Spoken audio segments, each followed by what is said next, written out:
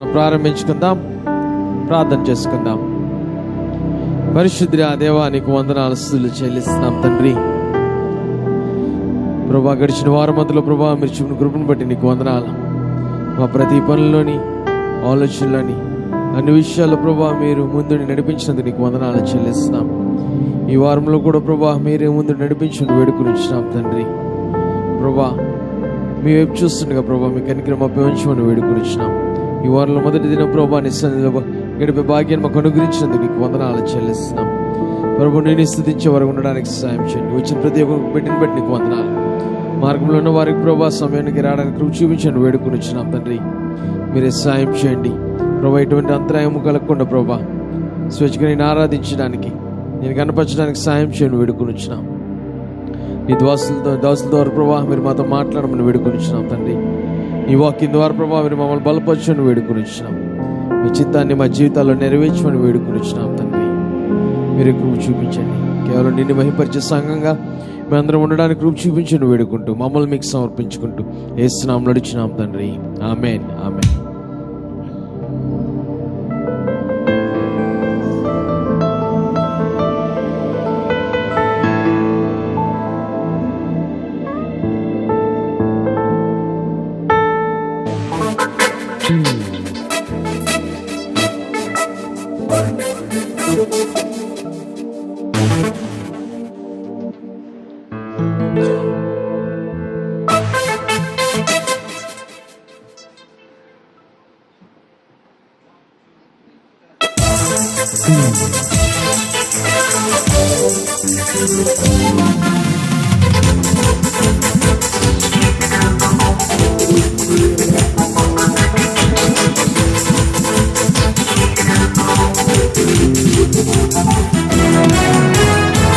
ఆరంభమైంది రెస్టోరేషన్, నా జీవితంలో న్యూ సెన్సేషన్. ఆరంభమైంది రెస్టోరేషన్, నా జీవితంలో న్యూ సెన్సేషన్. నేను పోగొట్టుకున్నవన్నీ నా మేలుగా నా ప్రభువు సమకూర్చి జీవించులే. మునుపు సాధించలేని ఎన్నో ఘనమైన పనులు ఇక ముందు నా చేత చేయించులే. ఏ మునుపటి మందిరమై మనుమి రెస్టోరేషన్, రెస్టోరేషన్, కడవరి మందిర ఉన్నతమై రెస్టోరేషన్, రెస్టోరేషన్. ఏరెండంతలు నాలుగంతలు ఐదంతలు ఏడంతలు నూరంతలు వెయ్యంతలు వల్లకు మించెను మునుపటి మందిరమై మనుమి రెస్టోరేషన్, రెస్టోరేషన్, కడవరి మందిర ఉన్నతమై రెస్టోరేషన్, రెస్టోరేషన్. మునుపటి మందిర మహిమను మించి రెస్టోరేషన్, రెస్టోరేషన్, కడవరి మందిర ఉన్నత మహిమ రెస్టోరేషన్, రెస్టోరేషన్. హల్లెలూయా, హల్లెలూయా. మన పాటల పుస్తకం నుంచి 250వ పాట పాడుకుందాం. ఆపత్కాలమున తన పర్ణశాలలో దాచెను, తన గుడారపు మాటున నన్ను దాచెను అనే పాట 250వ పాట.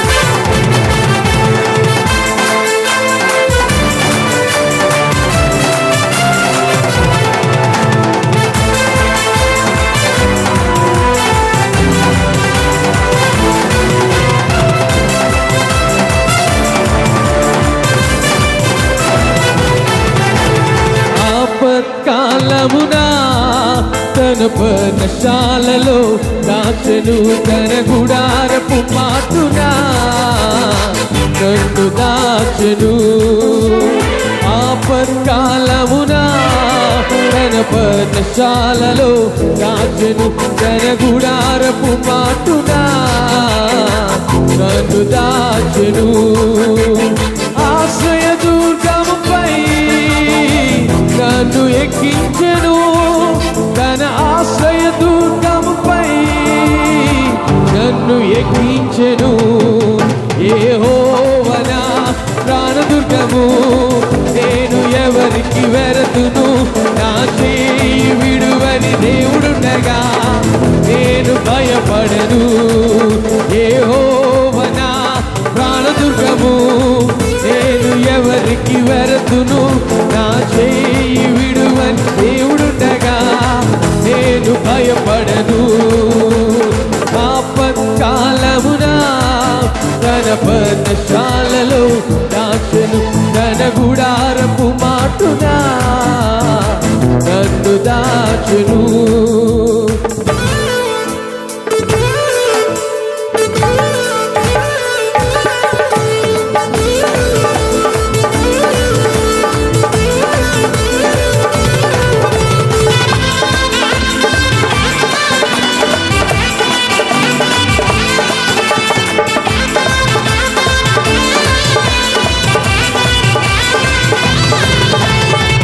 లోక దుఃఖ బాధలలో నీవు నాతో ఉన్నావు, ఉదిమి వచ్చు వరకు నన్ను ఎత్తుకొనే దేవుడవు. లోక దుఃఖ బాధలలో నీవు నాతో ఉన్నావు, ఉదిమి వచ్చు వరకు నన్ను ఎత్తుకొనే దేవుడవు. నీవుగాక వేరే ఆశ నాకు లేనే లేదు, నీవుగాక వేరే ఆశ నాకు లేనే లేదు. నిత్యము నీపై ఆనుకొని నిశ్చింతగా సాగెదను, నిత్యము నీపై ఆనుకొని నిశ్చింతగా సాగెదను.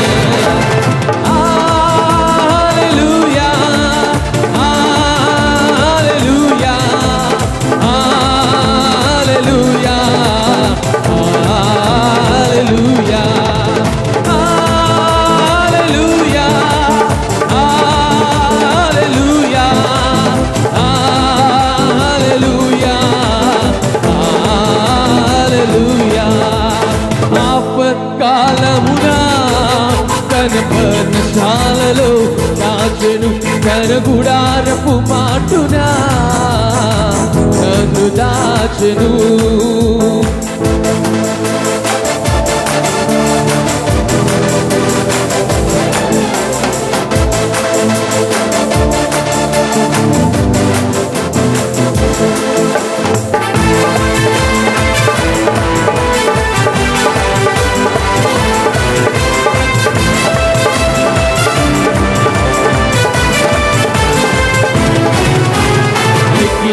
లేని అద్భుతములు మక్కువతో చేసిన దేవా, నీవు చేసిన కార్యములకై నేను ఏమి అర్పింతును. లెక్కించలేని అద్భుతములు మక్కువతో చేసిన దేవా, నీవు చేసిన కార్యములకై నేను ఏమి అర్పింతును. స్వచ్ఛమైన నిత్య ప్రేమను నాపై చూపిన దేవుడవు, స్వచ్ఛమైన నిత్య ప్రేమను నాపై చూపిన దేవుడవు. కోట్ల కొలది స్తోత్రములు నిరతము నీకే ప్రభువా, కోట్ల కొలది స్తోత్రములు నిరతము నీకే ప్రభువా.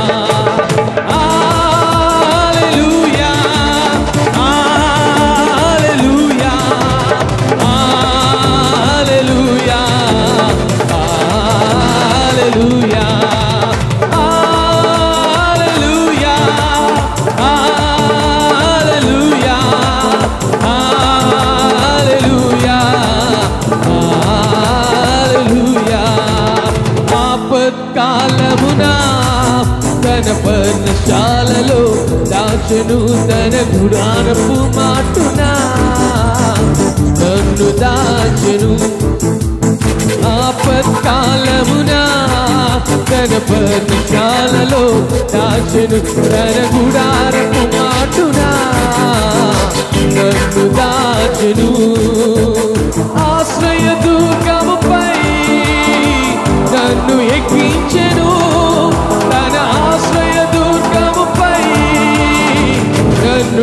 రక్షించును. యెహోవా మా ప్రాణదుర్గము, మేము ఎవరికి వెరతుము.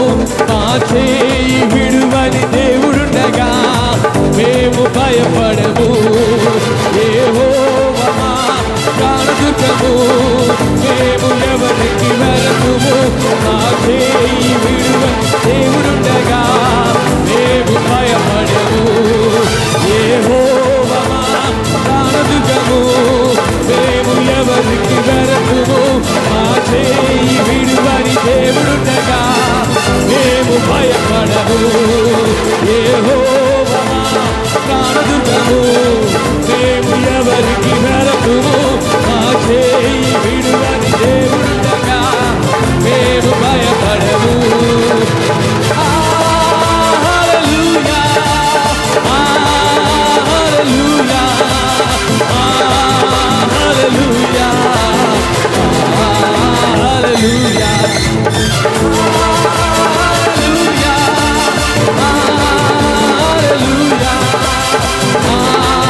హల్లెలూయా, హల్లెలూయా, హల్లెలూయా, హల్లెలూయా.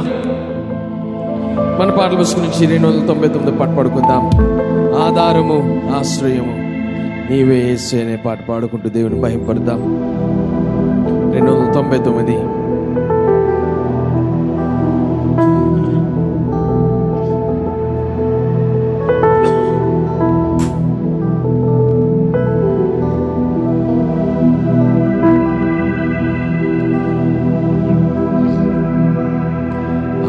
ఆధారము ఆశ్రయం నీవే యేసయ్యా, నీవు తప్ప ఇలలో నాకు ఎవరు లేరయ్యా, ఎవరు లేరయ్యా.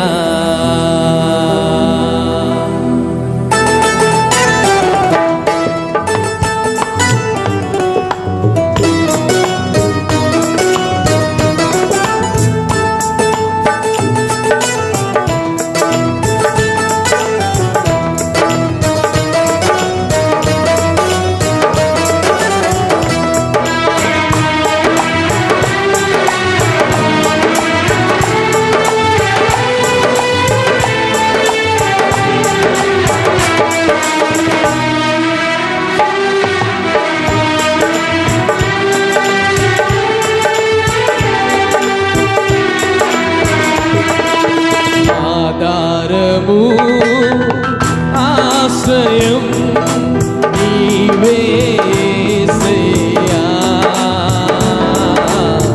నీవు తప్ప ఇలలో నాకు ఎవరు లేరయ్యా, ఎవరు లేరయ్యా. పగటి వేళ నీడవు నీవే, రాత్రి వేళ వెలుగువు నీవే. పగటి వేళ నీడవు నీవే, రాత్రి వేళ వెలుగువు నీవే. దాహము తీర్చిన బండవు నీవే, దాహము తీర్చిన బండవు నీవే. నీవే నా యేసయ్యా, నీవే నా యేసయ్యా. ఆధారము ఆశ్రయం నీవే యేసయ్యా, నీవు తప్ప ఇలలో నాకు ఎవరు లేరయ్యా,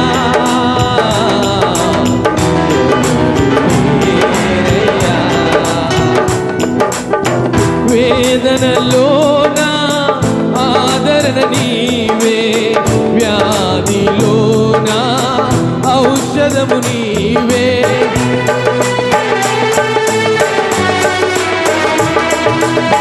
వేదనలోన ఆదరణ నీవే, వ్యాధిలోన ఔషధము నీవే, కన్నీరు తుడిచిన కరములు నీవే, కన్నీరు తుడిచిన కరములు నీవే, నా కన్న తండ్రి నా యేసయ్యా, నా కన్న తండ్రి నా యేసయ్యా, ఆధారము ఆశ్రయం నీవే యేసయ్యా, నీవు తప్ప ఇలలో నాకు ఎవరు లేరయ్యా,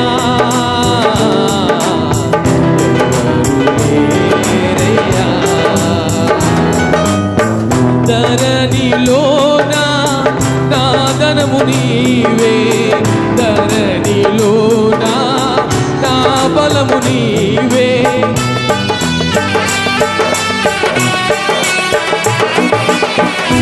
ధరణిలోన నా ధనము నీవే, ధరణిలోన నా బలము నీవే, దీవెనలిచిన దేవుడ నీవే, దీవెనలిచిన దేవుడ నీవే, నా పరమ రాజా నా యేసయ్యా, నా పరమ రాజా నా యేసయ్యా, ఆధారము ఆశ్రయం నీవే యేసయ్యా,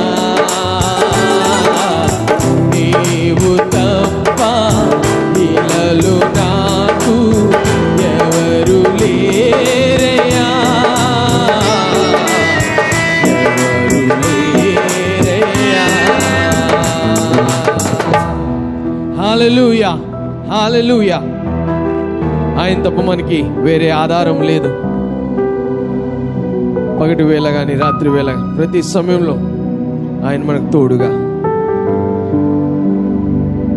ఆయన మనకు అండగా ఉంటూ మనల్ని నడిపిస్తున్నవాడు ఆయన, వేదనలు ఆదరించేవాడు ఆయన, వ్యాధిలో మన స్వస్థపరిచేవాడు ఆయన, ఆయన ఔషధమై స్వస్థపరిచేవాడు ఆయన, మనకన్నిటిని తుడిచేవాడు ఆయన, మన సంపద ఆయనే, మనల్ని దీవించేవాడు ఆయనే, మన రాజు ఆయనే. ఆయనకి వందనాలు చెల్లిద్దాం. హల్లెలూయా, హల్లెలూయా. నీవే నాకు చాలు యేసు. ఇది మొదటిసారి పాడుతున్నాం, పాత పాట కానీ మొదటిసారి పాడుతున్నాం, మొదటిసారి మేము పాడతాం, రెండోసారి మాతో కలిసి పాడవలసిందిగా మనం చేస్తున్నాను. నీవే నాకు చాలు యేసు అనే పాట.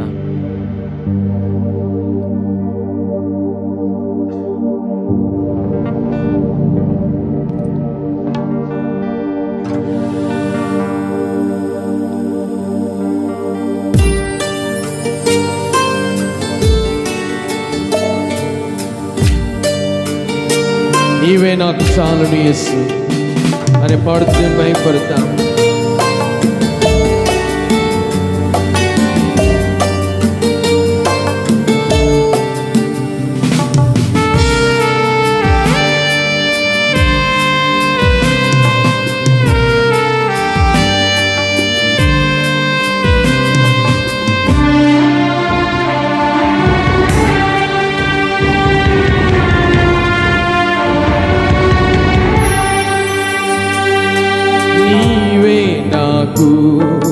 చాలును యేసు,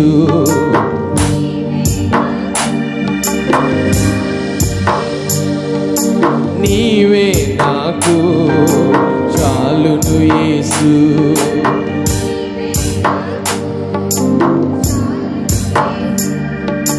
నీవే నాకు చాలును యేసు,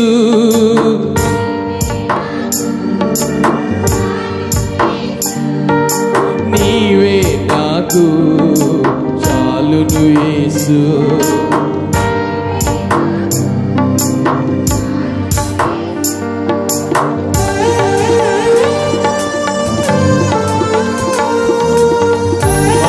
బంగారం ఉన్న ఆయనకి సాటి రాదు. మనున్న బంగారం కానీ సంపద మళ్ళీ రక్షించలేదు, ఆయనే మనం రక్షించగలరు.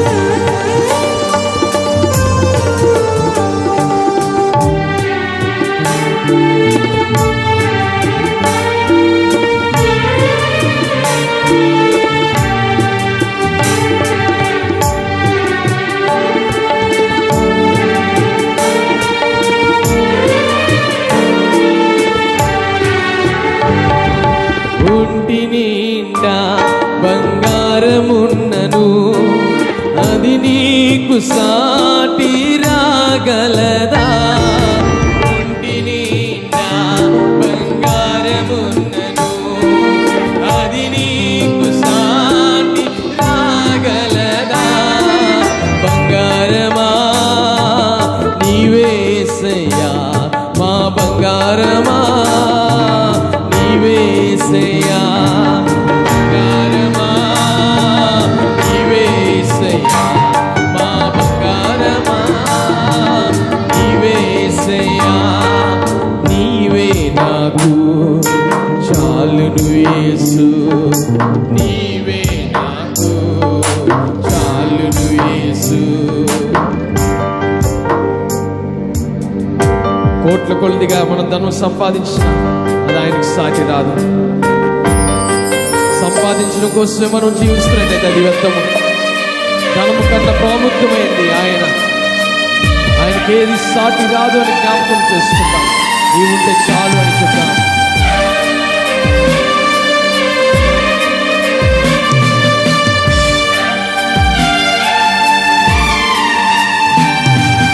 కోట్ల కొలదిగా ధనమున్నను, అది నీకు సాటి రాగలదా?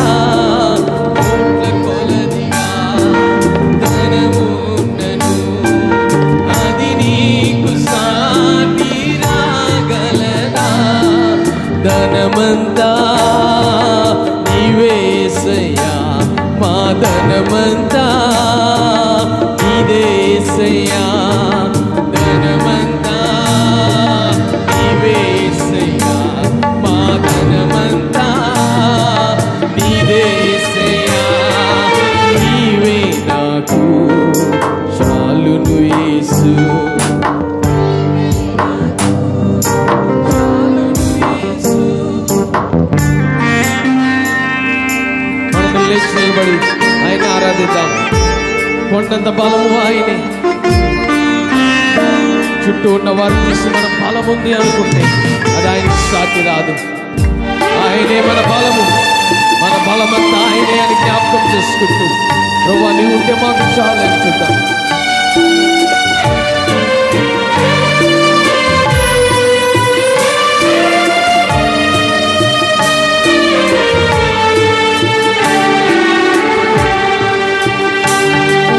కొండంతగా బలమున్నను, అది నీకు సాటి రాగలదా? కొండంతగా బలమున్నను, అది నీకు సాటి రాగలదా? బలమంతా నీవేసయ్యా, మా బలమంతా నీదేసయ్యా, బలమంతా నీవేసయ్యా, మా బలమంతా నీదేసయ్యా. నీవే నాకు చాలును యేసు, నీవే నాకు చాలును యేసు. ప్రేమించే వారందరూ ఉన్నా అది ఆయనకి సాటి రాదు. ప్రేమకు ప్రతిరూపం ఆయనలో ప్రేమించేవారు ఎవరు లేరు. ఎంతో మంది ప్రేమిస్తారు, ఐ లవ్ యూ అని చెప్పు. ఆయనకి ప్రేమకు సాటి రాదు. అది జ్ఞాపకం చేసుకుంటే నీవు ఉంటే చాలు అని చెప్తాం.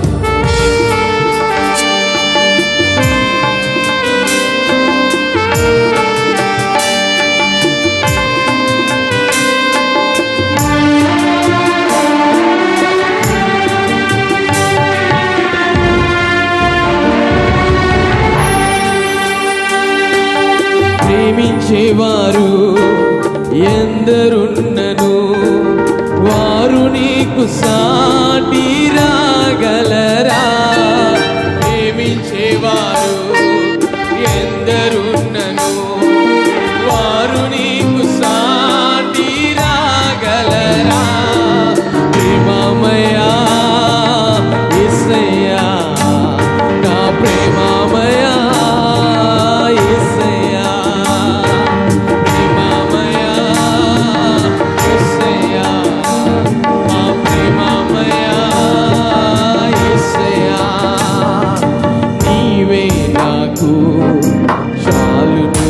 యేసు. అందరం చెప్తా, నీవే నాకు చాలు, నీవే నాకు చాలును యేసు.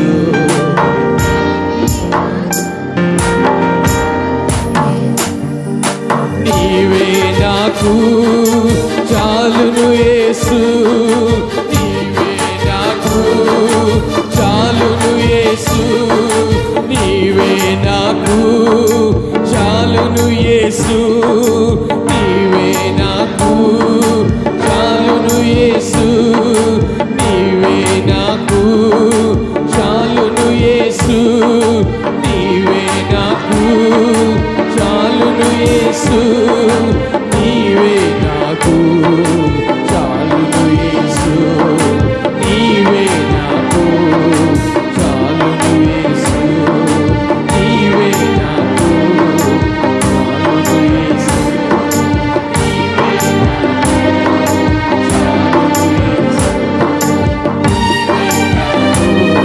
ఆయనుంటే మనకు చాలు సగమా. ప్రేమించే వారందరూ ఉన్నా, ఉన్నంత బలమందు అనుకున్నా సరే అది ఆయనకి సాటి రాదు.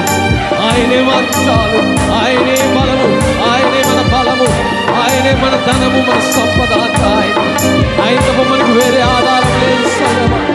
మనకి వేళ ఈడే రాత్రి వేళ వెలుగు అయ్యేటవాడు ఆయన, మనకి అన్నింటినీ తుడిచివాడు ఆయన. ఉదయకాల సమయంలో మనం చెప్తాం, ప్రభా నీ ఉంటే నాకు చాలు, నీవే నాకు చాలు యేసు, నీవే నాకు చాలు యేసు, చాలును యేసు, నీవే నాకు చాలును యేసు, నాకు చాలును యేసు, నీవే నాకు చాలును యేసు. అందరూ విక్సురంతో చెబుదాం, నీవే నాకు చాలును యేసు, నీవే నాకు చాలును యేసు, నీవే నాకు చాలును యేసు. బిగ్గరగా మనకున్న శక్తి అందరూ చెప్తాను,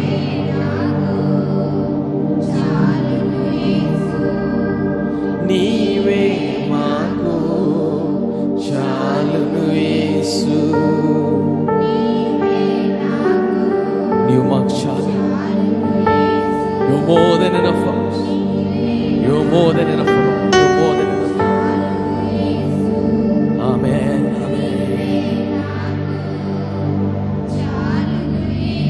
అవును ప్రభా, నువ్వు మాకు చాలు. నీకు వందనాలు చెల్లిస్తున్నాం తండ్రి, నీకు వందనాలు స్తుతులు చెల్లిస్తున్నాం, నీకు వందనాలు స్తుతులు చెల్లిస్తున్నాం. హల్లెలూయా. You're more than enough. You're more than enough, Lord. You're more than enough. You're more than enough. తండ్రి నీకు వందనాలు చెల్లిస్తున్నాం, నీవే మాకు చాలు దేవా, నీవే మాకు చాలు. You're more than enough. మా బలము, మా సంపద అంతా నీదే ప్రభా. మా ప్రేమమయ్యా నీకు వందనాలు చెల్లిస్తున్నాం. ఆపత్కాలంలో ఆదుకున్నవాడా నీకు వందనాలు స్తుతులు చెల్లిస్తున్నాం. మా ఆధారము నీవే దేవా, మా కన్నీటిని తుడిచేవాడు నీవు ప్రభా. మోహకు మించిన కార్యాలు నువ్వు చేస్తున్నవాడు నువ్వు ప్రభా, నీకు వందనాలు స్తుతులు చెల్లిస్తున్నాం ప్రభా. నీ ప్రేమ కొరకు నీకు వందనాలు చెల్లిస్తున్నాం, నీ సన్నిధి కొరకు నీకు వందనాలు స్తుతులు చెల్లిస్తున్నాం. ఉదయకాల సమయంలో ప్రభా మా జీవితాలు మీకు సమర్పించుకుంటున్నాం తండ్రి, నిన్నే మహింపరుస్తున్నాం. అలాగే ఈ సమయంలో ప్రభా అనారోగ్యంతో బాధపడుతున్న వారి విషయం జ్ఞాపకం చేసుకుంటున్నాం. మీ యొక్క స్వస్థత వరకు అనుగ్రహించమని వేడుకొని ఇచ్చినాం తండ్రి, మీరు వారిని తాకమని వేడుకొని ఇచ్చినాం ప్రభా. ప్రభా జాయింట్ పెయిన్స్తో బాధపడుతున్న వారిని దర్శించమని వేడుకొని ఇచ్చినాం. అన్నప్పుడు సంపూర్ణ విడుదల అనుగ్రహించమని వేడుకొని ఇచ్చినాం తండ్రి. ప్రభా మీరే సాయం చేయండి ప్రభా, మీరే సాయం చేయండి ప్రభా. ఈశ్వరుని జ్ఞాపకం చేసుకుంటున్నాం ప్రభా. కాలికైన గాయని సంపూర్ణ స్వస్థతను అనుగ్రహించమని వేడుకొని ఇచ్చినాం. మళ్ళీ నీ సన్నిధి రావడానికి కావాల్సిన శక్తిని తల్లికి అనుగ్రహించమని వేడుకొని ఇచ్చినాం తండ్రి. ఇంకా అనారోగ్యంతో బాధపడే ప్రతి ఒక్క బిడ్డని మీరు దర్శించండి ప్రభా, మీరు స్వస్థపరచమని వేడుకొని ఇచ్చినాం. రక్తహీనతతో బాధపడుతున్న వారిని ప్రభా మీరు స్వస్థపరచమని వేడుకొని ఇచ్చినాం తండ్రి. తింటున్న ఆహారాన్ని ఆస్వాదించమని వేడుకొని ఇచ్చినాం తండ్రి. కావాల్సిన బలాన్ని శక్తిని వరకు అనుగ్రహించమని వేడుకొని ఇచ్చినాం తండ్రి. మీరు తీసుకుంటున్న మందుల పైన కాదు కానీ ప్రభా నీ మీద ఆధారపడుతున్నాం, నీ వైపు చూస్తున్నాం. మీ యొక్క శక్తిని, బలాన్ని, స్వస్థతని మాకు అనుగ్రహించమని వేడుకుంటున్నాం తండ్రి. మీరు అనుగ్రహిస్తారని విశ్వాసంతో ప్రభా నీకే లెక్కలేని వందనాలు స్తుతులు చెల్లిస్తూ యేసు నామములో అడుగుచున్నాం తండ్రి, ఆమేన్. వాక్యంలో వెళ్దాం. పోయిన వారం చెప్పిన దాని ఫలితంగా కొంతమంది బాగా ముందు వచ్చారు. చాలా సంతోషం, వందనాలు. ఇంకా అలాగే రండి, మిగతా వారు కూడా దయచేసి సమయానికి ముందుగానే రావాల్సిందిగా మీకు ప్రేమతో ఆహ్వానిస్తూ ఉన్నాను. మనం కొద్ది వారాలుగా సంఘాన్ని గురించి విషయాన్ని మనం ధ్యానం చేస్తూ ఉన్నాం. మత్తయి సువార్త 16వ అధ్యాయంలో ప్రభు సంఘాన్ని గురించిన మొదటి అనౌన్స్మెంట్ గురించి ప్రారంభించాము. దాని గురించి కొన్ని వారాలుగా మీతో మాట్లాడుతూ ఉన్నాను.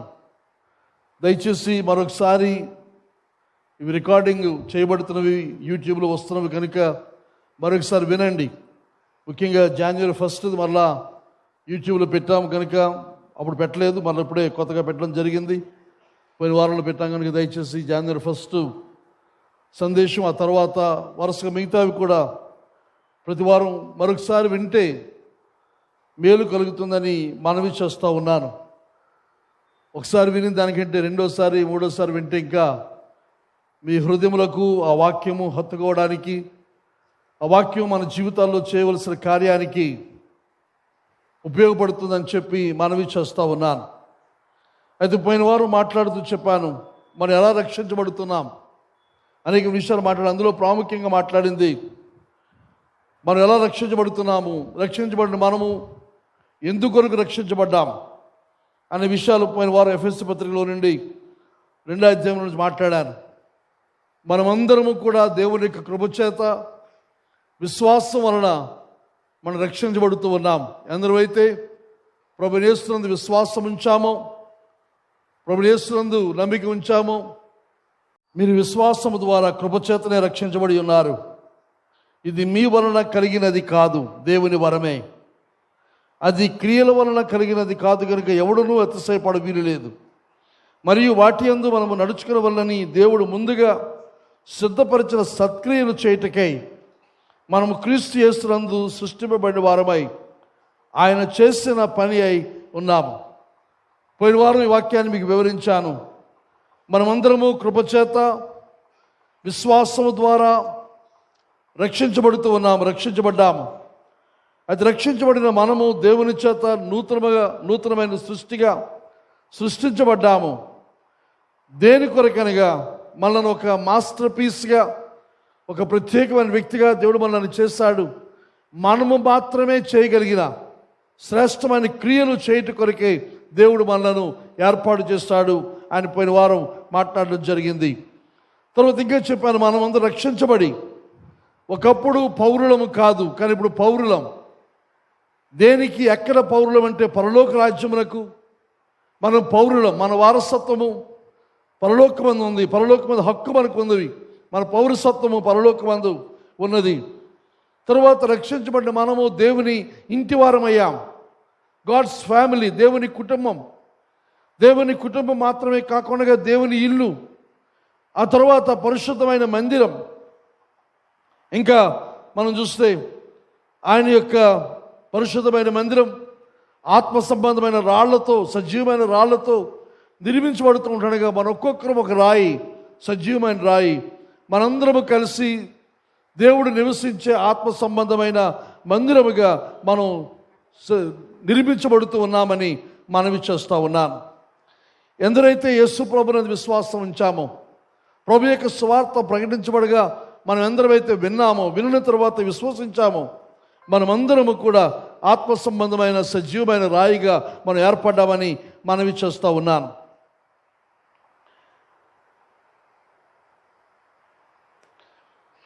అయితే ఒక భక్తుడు పాల్ టర్నియర్ అని ఆయన అన్న మాట ఏదనగా, they are 2 things we cannot do alone.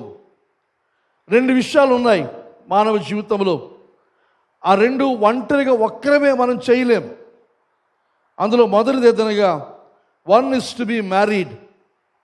పెళ్ళి ఒక్కరే చేసుకోలేం. పోయిన వారంలో పలాస్తలో సేవ చేస్తున్న కుమార్ గారి పెళ్లి రోజు, అంటే కుమార్ గారి పెళ్లి రోజు అన్నప్పుడు ఒక్కరే చేసుకున్నారు ఆ పెళ్ళి. మేము మాట్లాడుకున్నాడు కుమార్ గారి పెళ్లి రోజు అనుకున్నాం. కుమార్ గారి పెళ్లి రోజు కాదు, నాని పెళ్లి రోజు కూడాను అని నేను కలిపాను ఆ మాటకి.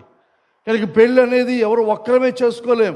పెళ్ళి అన్నప్పుడు తప్పనిసరిగా ఇంకో మనిషి ఉండాలి. అలాగే the other is to be a Christian. అలాగే క్రైస్తవునిగా ఉండడం అని అంటే ఒంటరిగా ఒక్కడే క్రైస్తవుడిగా ఉండడం అనేది వీలవదు, కుదరదు. అది విధానము కాదు. పెళ్ళి ఎలాగైతే ఇంకొక మనిషితో తప్పనిసరిగా మనం చేసుకోవలసిన అవసరం ఉందో, క్రైస్తవుడు కూడా తప్పనిసరిగా ఇంకొక వ్యక్తితో, ఇంకొక క్రైస్తవునితో కూడవలసిన అవసరం ఉందని మనవి చేస్తూ ఉన్నాను. మనము దేవుని యొక్క నూతన సమాజం, a new community. ఈ భూలోకమందు దేవుడు ఏర్పాటు చేసిన నూతన సమాజం, దాన్నే నా సంఘం అన్నాడు ప్రభు. దాన్నే గ్రీకు భాషలో ఎక్లీసియా అని సంబోధించారు. దేవుని యొక్క నూతన నవీన సమాజం. అయితే ఇంకొక దేవుని సేవకుడు భక్తుడు సెయింట్ జాన్ అని యోహాన్ బైబిల్లో ఉన్న సెయింట్ జాన్ కాకుండా Saint John of the cross అని చెప్పిన ఒక భక్తుడు రాశాడు, the virtuous soul that is alone is like the burning coal that is alone. It will grow colder rather than hotter.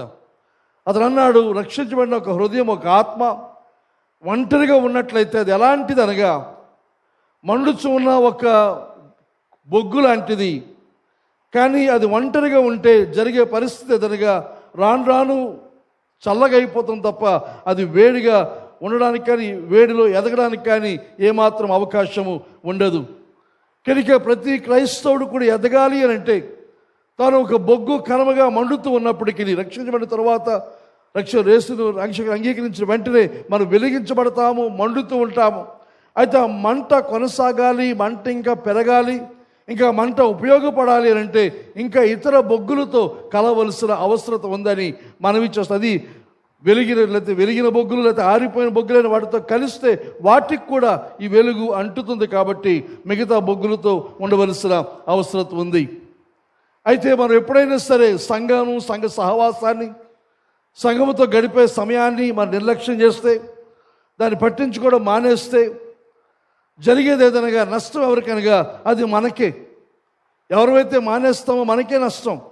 జరిగే నష్టాలు ఏమిటంటే, మొదట మన విశ్వాసం సన్నగిలిపోతుంది. My faith fades. విశ్వాసం అలాగ క్షీణిస్తుంది.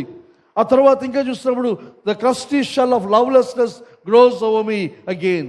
మరలా తిరిగి నా మీద ప్రేమ లేని తత్వం, ఒక పైన ఒక పొరగా ఏర్పడుతుంది, గట్టితనం ఏర్పడుతుంది. ప్రేమ లేనితనం అనే ఒక షెల్ నా మీద ఏర్పడి ఎవరికి ఉపయోగపడిన స్థితిలో నేను ఉంటాను. తర్వాత ఇంకా అంటాడు, I grow colder rather than hotter. ఉండే కొలది సంఘ సహవాసాన్ని నిర్లక్ష్యం చేసి వెనకంచి వేస్తే జరిగేది ఏదనగా ఉండే కొలది చల్లగా అవుతాను తప్ప వెచ్చగా ఏమాత్రము కూడా ఉండలేను అనే పరిస్థితిని మనకి చూస్తూ ఉన్నాం. ఒక వారము, 2 వారాలు, 3 వారాలు చూసినట్టు కొంతమంది అలా కొన్ని వారాల పాటు మానేసిన పరిస్థితి. ఒక వారం మానేస్తే కొంచెం ఇబ్బంది అనిపించవచ్చు, కానీ 2, 3, 4 వారాలు వచ్చే సమయానికి మరి సంఘంతో నాకు పని లేదు అనే భావంలోనికి వెళ్ళిపోతాం. మళ్ళా సంఘానికి, దేవుని మందిరానికి, మళ్ళా సహవాసములో కలిసి ఉండడం అంటే అది కష్టతరమైన పని అవుతుందని మనవి చేస్తూ ఉన్నాను. నేను మాట్లాడుతున్న ఈ మాటలు ఆదివారం ఆరాధన ఒక్కదాని గురించే నేను మాట్లాడడం లేదు.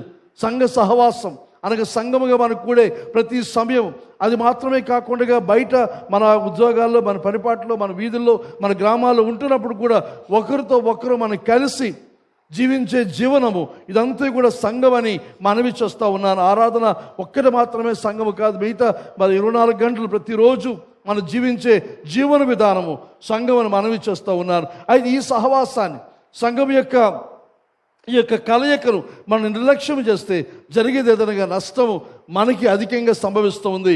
మన విశ్వాసం సన్నగిలుతుంది, తర్వాత ఇంకా మనలో ప్రేమ సన్నగిలుతుంది, తర్వాత ఇంకా చూసినప్పుడు చల్లగా అయిపోతాము, లేదా నిలువెచ్చని స్థితిలోనికి మనం వచ్చేస్తాము.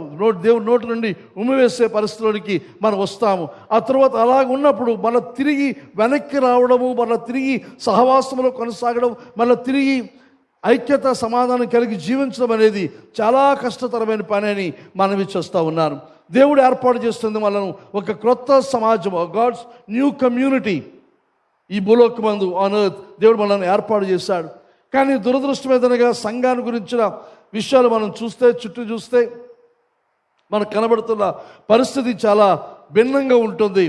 ఒకవేళ మనము కూడా ఇప్పుడు నేను చెప్పబోయే ఆ విషయాల్లో మనము కూడా ఉన్నామేమో, మనము కూడా మార్పు చెందవలసిన అవసరం ఉందని మనవి చేస్తా ఉన్నాను. నా యొక్క ఆశా ప్రార్థన ఈ సందేశాలు ఇవ్వడంలో ఉద్దేశం ఏదనగా వాక్యములో ఉన్నట్టుగా వాక్యానుసారమైన నడవడికలోనికి మనమంతా రావాలి అనే తాపత్రయంతో మాట్లాడుతున్నాను. కనుక ఇప్పుడు చుట్టూ ఉన్న సంఘాల యొక్క విధానము లేకపోతే ఎలా ఉన్నాయి సంఘాలు అనేది మనం చూస్తే ఒక 4 రాసుకొని వచ్చాను. ఇంకా ఎక్కువ ఉండొచ్చు. మీకు ఎవరికైనా ఏమైనా అవగాహన ఉంటే దయచేసి నాకు తెలియపరచండి, అవి కూడా ఇందులో జోడిస్తాను. కొన్ని సంఘాలు చూస్తే లేదా చాలా సంఘాలు, many churches offer more entertainment than worship. చాలా సంఘాలు ఉన్న సమస్య పరిస్థితి ఏమిటంటే ఆరాధన అనేది ఆరాధనగా కంటే ఆహ్లాదం కొరకు చేస్తున్నారు. అనగా అందరికీ ఆనందం కలిగించే విధముగా మోర్ ఎంటర్టైన్మెంట్, అనగా అందరూ ఉల్లాసంగా ఉండడానికి, సంతోషంగా ఉండడానికి, అందరినీ దృష్టిలో పెట్టుకొని వారి ఆనందాన్ని ప్రోత్సహించడానికి ఆరాధన చేస్తారు తప్ప నిజముగా ఆరాధన దేవునికి చేయడం లేదు. మనం కూడి వచ్చింది దేని కొరకు అనగా దేవుని ఆరాధన చేయడానికి. మనం ఒకరిని ఒకరు కలుసుకున్నప్పుడు కూడా దేవునికి స్తోత్రం కలగాలి.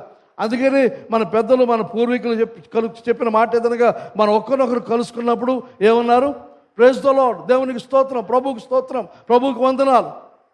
ఆ ప్రభువుకి వందనాలు పోయి వందనాల కింద మారిపోయింది అనుకోండి. కానీ ప్రభువుకి వందనాలు అనగా ఒకరిని ఒకరు మనం కలుసుకున్నప్పుడు దేవునికి స్తోత్రం, దేవునికి మహిమ, దేవునికి ఆనందం కలిగే ఆ పరిణామం.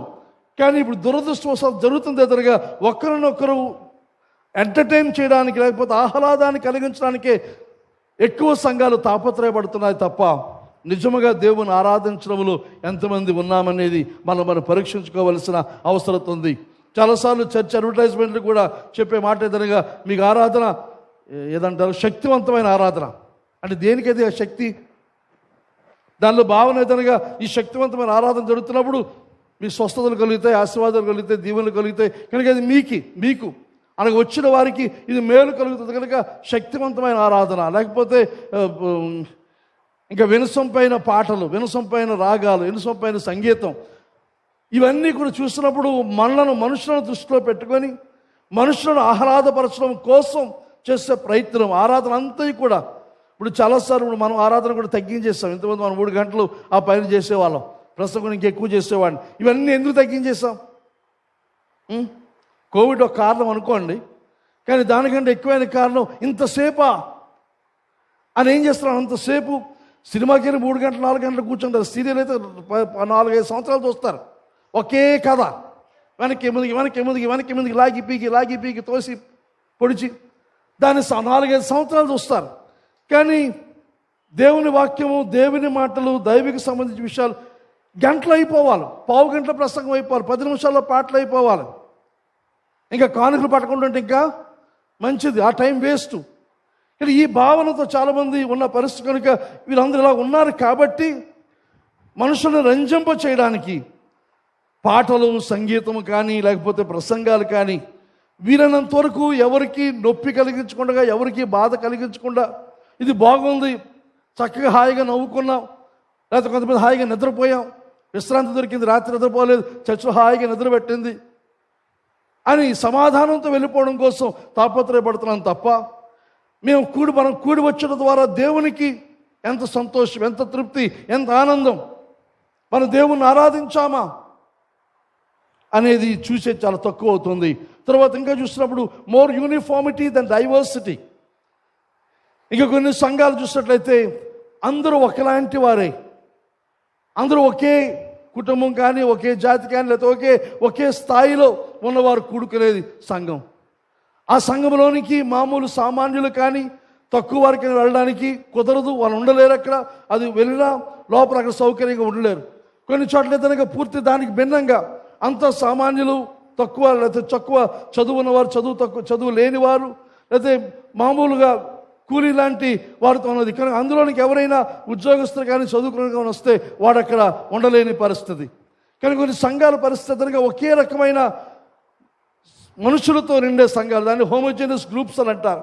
అలాగే ఒకే జాతి, ఒకే కులము, లేకపోతే ఒకే స్థాయి, ఒకే హోదా కలిగిన వారు, ఒకే విద్యా పరిస్థితులు కలిగిన వారుతో ఉండే సంఘాలు ఉన్నాయి. దాంతో ఆ గుంపులు వారు ఆకర్షిస్తూ ఉంటారు, అవి పెరుగుతూ ఉంటాయి.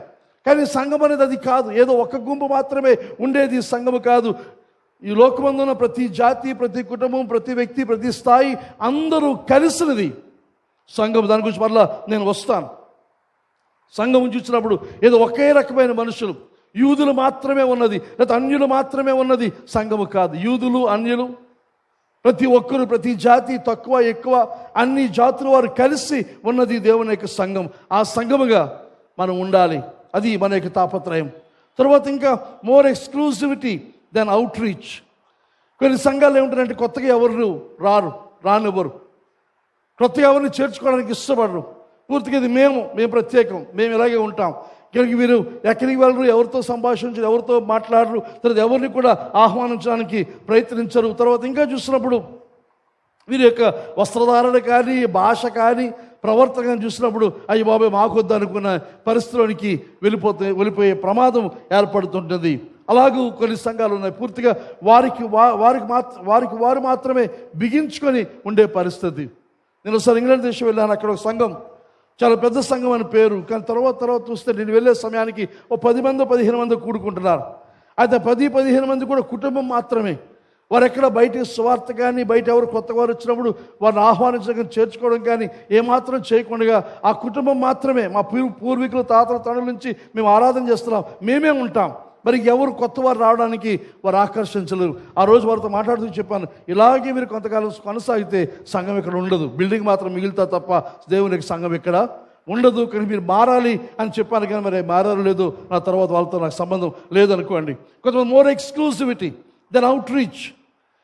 ఇంకా ఇతరులను ఇప్పుడు చూసినప్పుడు మనం కూడా చాలాసార్లు చేసే పొరపాటు ఇదే. మనం కొన్ని కుర్చీ వేరు చేస్తారు కనుక వేరే అయిపోయి ఇంతకుముందు మనకు అలవాటైన కుర్చీలు, అలవాటైన సీట్లు ఉన్నాయి. ఒకవేళ ఎవరైనా కొత్తవాడు వచ్చి మన సీట్లో పొరపాటు కూర్చొని పోతే ఎలా ఇది నాది అని చెప్పిన వారు మనం ఉన్నాం మన సంఘంలో కూడా. కానీ అది అలా జరిగినప్పుడు జరిగేది ఏదనగా అయ్యో బాబోయ్ ఆ కుర్చీ ఎవరిదో తెలియదు, ఎవడో చెప్పులు లేపేస్తారో తెలియదు, కానీ జాగ్రత్తగా ఉండాలి, వెళ్ళకూడదనే భావంలోనికి వస్తారు. తర్వాత కొన్ని సంఘాల్లో మోర్ లా దెన్ గ్రేస్, కృప కంటే అధికమైన నియమాలు, చట్టం ఉన్న పరిస్థితి. కానీ ఇలాంటి విషయాలు ఉన్న కారణం చేత సంఘం ఎదగవలసిన రీతిలో, ఉండవలసిన రీతిలో ఉండక ప్రభు కొరకైనా సాక్షార్థమై జీవించలేకపోతుందని మనవి చేస్తూ ఉన్నారు. అయితే ఇన్ని రకాలైన వ్యక్తిత్వాలు, విధానాలు, సంఘాలు ఉన్నప్పటికీ వాక్యం మనం చూస్తే ప్రభు అంటాడు, మీరు నన్ను ఏర్పరచుకోలేదు కానీ నేను మిమ్మల్ని ఏర్పరచుకున్నాను. You did not choose me but I chose you.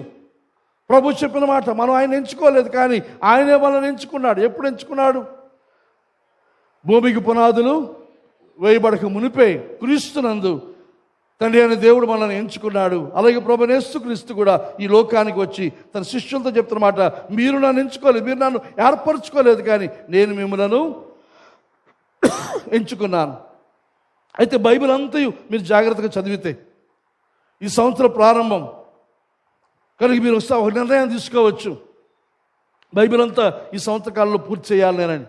మొదలు పెట్టండి, ఆది కాండం నుంచి మొదలు పెట్టండి. అనేకమైన రీడింగ్ ప్లాన్స్ ఉన్నాయి. ఇంతకుముందు మన చర్చ్ కూడా ప్లాన్ ఇచ్చాం, అది ఉంటాయని భావిస్తూ ఉన్నాను. ఒకవేళ ఎక్కువ మంది మరలా అవి కావాలి అని ఇంకోసారి ప్రింట్ చేయడానికి ఏమాత్రం కూడా ఇబ్బంది లేదని మనవి చేస్తూ ఉన్నాను. ఇంతకుముందు ఇచ్చిన ఉంటాయని భావిస్తూ ఉన్నాను. అవి దాని ప్రకారంగా వెళితే బైబిల్ అంతటినీ డిసెంబర్ లోపు మనం అందరం ఒకసారి సంపూర్తిగా చదివిన వారం అవుతాం. మనలో కొంతమంది అది చేస్తూ ఉన్నాం, కొనసాగిస్తూ ఉన్నాం. కానీ మిగతా వారు కూడా జాయిన్ అవ్వండి, చేస్తున్న వారు చదవండి. నేను 10 సార్లు చదివిస్తాను, 4 సార్లు చదివిస్తాను, ఇంకా అయిపోయింది, లేదా ఒకసారి చదివాను, ఇక చాలు నా జీవితానికి అనుకోకుండా దయచేసి మరలా చదవండి. ఆ చదివినప్పుడు మనకు తెలిసే విషయం ఏదనగా ఏం జరుగుతుంది, ఏం కనబడుతుంది అని ఆలోచన చేస్తే జాగ్రత్తగా చదివితే ఆది కాండం మొదలుకొని ప్రకటన వరకు అనేక సార్లు మనం చదివితే మనకి ఏం కనబడుతుందంటే that the church is the culmination. సంఘం అనేది culmination, the realisation of what God had in mind from the beginning. ఆది నుండి దేవుడు దేన్నైతే సంకల్పించాడో, దేవునైతే ఒక దర్శనముగా, ఒక ఉద్దేశముగా, ఒక సంకల్పముగా దేవుడు ఏర్పాటు చేసుకున్నాడు, అది సంఘములో నెరవేర్చబడింది.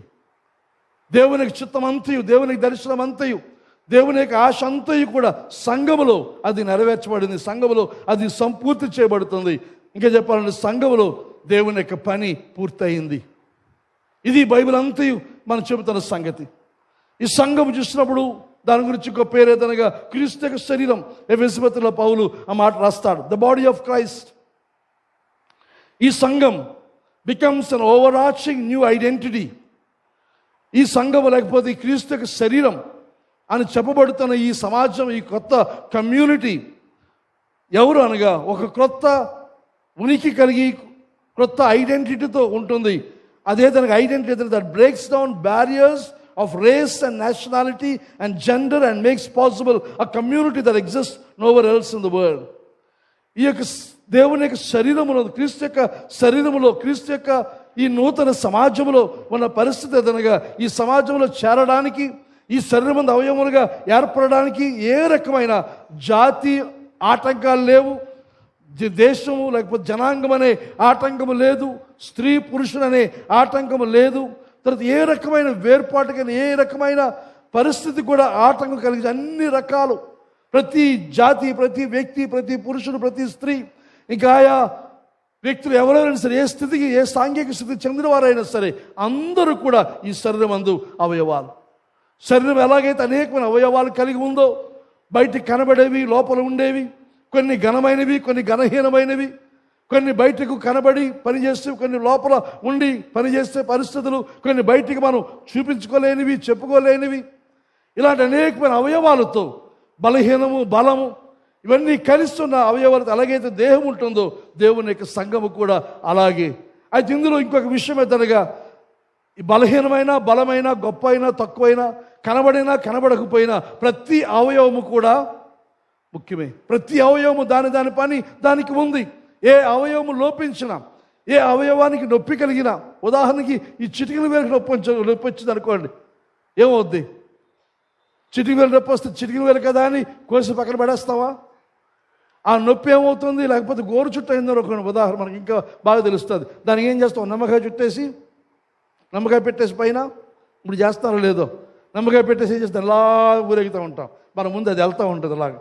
ఎవరు చూస్తే ఏమైంది, నీకేమైంది, ఏమైంది అంటే ఈ వేనికి గోరు చుట్టూ అయింది, గోరు నొప్పి అంతే, అంతకంటే ఇంకేమీ కాదు. కానీ దానితో మనం మనిషి అంతా డేలా పడిపోతాం, ఏడుస్తాం, బాధపడతాం, తిండి మారిపోద్ది, త్రాగడం మారిపోద్ది, మరి మన మాట తీరు కూడా మారిపోద్ది. ఎందుకు? ఒక వేనికి కలిగిన చిన్న బాధ, అది లోపల ఉండే బలహీనతలు, అవి మనకందరికీ కూడా తెలుసు.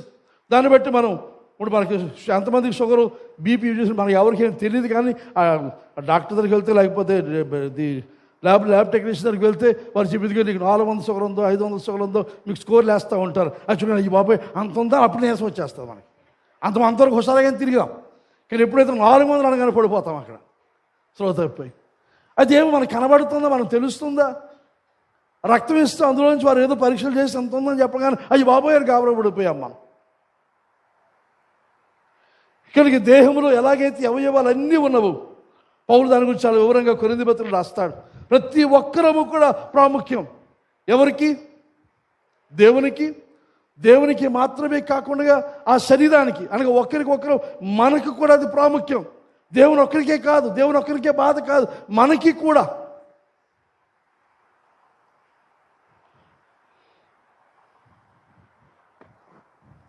దేవుని వాక్యంలో మనం పౌలు రాసిన పత్రికలు కానీ, లేదా ప్రకటన గ్రంథంలో యేసు ప్రభు 7 సంఘాలను ఉద్దేశించి రాసిన ఆ మొదటి మాటలు, మొదటి భాగాలు, మొదటి వచనాలు మనం చదివితే అక్కడ మనం చూసే విషయం ఏదనగా అనేకమైన సమాజాలకు, ఈ యొక్క న్యూ కమ్యూనిటీస్కి, కొత్తగా ఏర్పరచబడిన ఈ సమాజాలు, కొత్త ఈ ఎక్లీషియాలకు, ఆయా రోమా సామ్రాజ్యంలో ఆయా ప్రదేశాల్లో చెదిరిపోయిన ఆయా రకాలైన జాతుల ప్రజలకు, అన్ని రకాల జాతుల ప్రజలు మిళితమైన ఆ సమాజాలకు అపోస్తలుడైన పౌలు ప్రభువైన యేసుక్రీస్తు రాస్తారని చెప్పి మనం ఇచ్చేస్తా ఉన్నాను.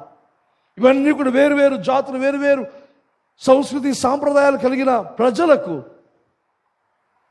ఈ పత్రికలు, దేవుని వాక్యము రాయబడింది అని మనం ఇచ్చేస్తా ఉన్నాను. అయితే వీరందరూ ఉన్న ఒకే ఒక ఐక్యతకు కారణమైన లక్షణం ఏది అనగా వారందరూ కూడా క్రీస్తునందు ఉన్నారు. ఈరోజు కూడా మనం అందరం కూడా వేరు జాతులకు, వేరు కుటుంబాలకు, వేరు పరిస్థితులకు చెందిన వారు అయినప్పటికీ మనం అందరినీ ఏకపరిచేది, మనందరినీ ఒకటి చేసేది ఏది అనగా క్రీస్తునందు మనము ఉన్నాం. క్రీస్తునందు తండ్రి అయిన దేవుడు మనలను ఏర్పరచుకున్నాడు. క్రీస్తు మనల్ని పిలుచుకున్నాడు. ప్రభునందరి విశ్వాసము చేత మనం దేవుని బిడ్డలమయ్యాం, దేవుని ఇంటి వారమయ్యాం. మనందరం కూడా దేవుని ఇంటి వారమయ్యాం.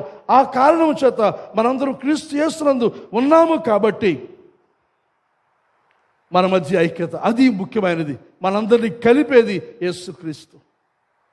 యేసుక్రీస్తు యొక్క శిలువ మరణం, తండ్రి అయిన దేవుని యొక్క ప్రేమ, ఆయన స్థాపించిన ఒక నూతన సమాజంలో మనం చేర్చబడ్డాం. మనం తిరిగి జన్మించి ఆయన ఇంటిలోనికి చేరి ఆయన సంఘము, ఆయన యొక్క నూతన సమాజంలోనికి మనం చేరాం.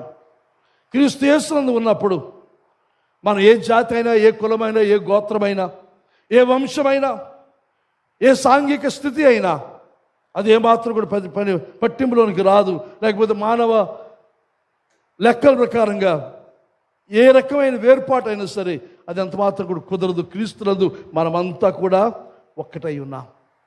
దీని సంఘం తప్పనిసరిగా మనం గ్రహించాలి. మనం ఎవరైనా సరే తక్కువ ఎక్కువ అని ఎంత మాత్రము దేవునికి సంఘములో వ్యత్యాసము లేదు. మన సంఘం మీకు తెలుసును, మొదటి నుండి కూడా కొన్ని కుర్చీలు ఉండే, కొన్ని కింద ఉండేవి. కింద కూర్చోవాలి కొంతమంది. అది కింద కూర్చోవడానికి, కుర్చీలో కూర్చోవడానికి తేడా ఏమనుంది? దేనికి ఏమి అర్హత? ఎవరు కుర్చీలో కూర్చోవచ్చు, ఎవరు కింద కూర్చోవాలి? మనం ఎప్పుడు కూడా గొప్పతనం, ఉద్యోగం, స్థాయి దాన్ని బట్టి మనం కుర్చీలో మిగతా కింద కూర్చోనని చెప్పలేదు. కింద కూర్చోడానికి వీలు పడని వారు కాళ్ళు నొప్పుడు, నడువులు నొప్పుడు అంటే కుర్చీలో స్థాయిగా మీరు కూర్చోవచ్చు. లేకపోతే కుర్చీలో కూర్చొని సదుపాయం ఉండి లేకపోతే కాలు పైకి ఎత్తుకొస్తే కిందకు వచ్చి కూర్చొని అంటాం. అంతే తప్ప ఏ రకమైన ఆర్థిక పరిస్థితి కానీ, సాంఘిక పరిస్థితి కానీ పరిగణలోనికి మనం ఎప్పుడు తీసుకోలేదు.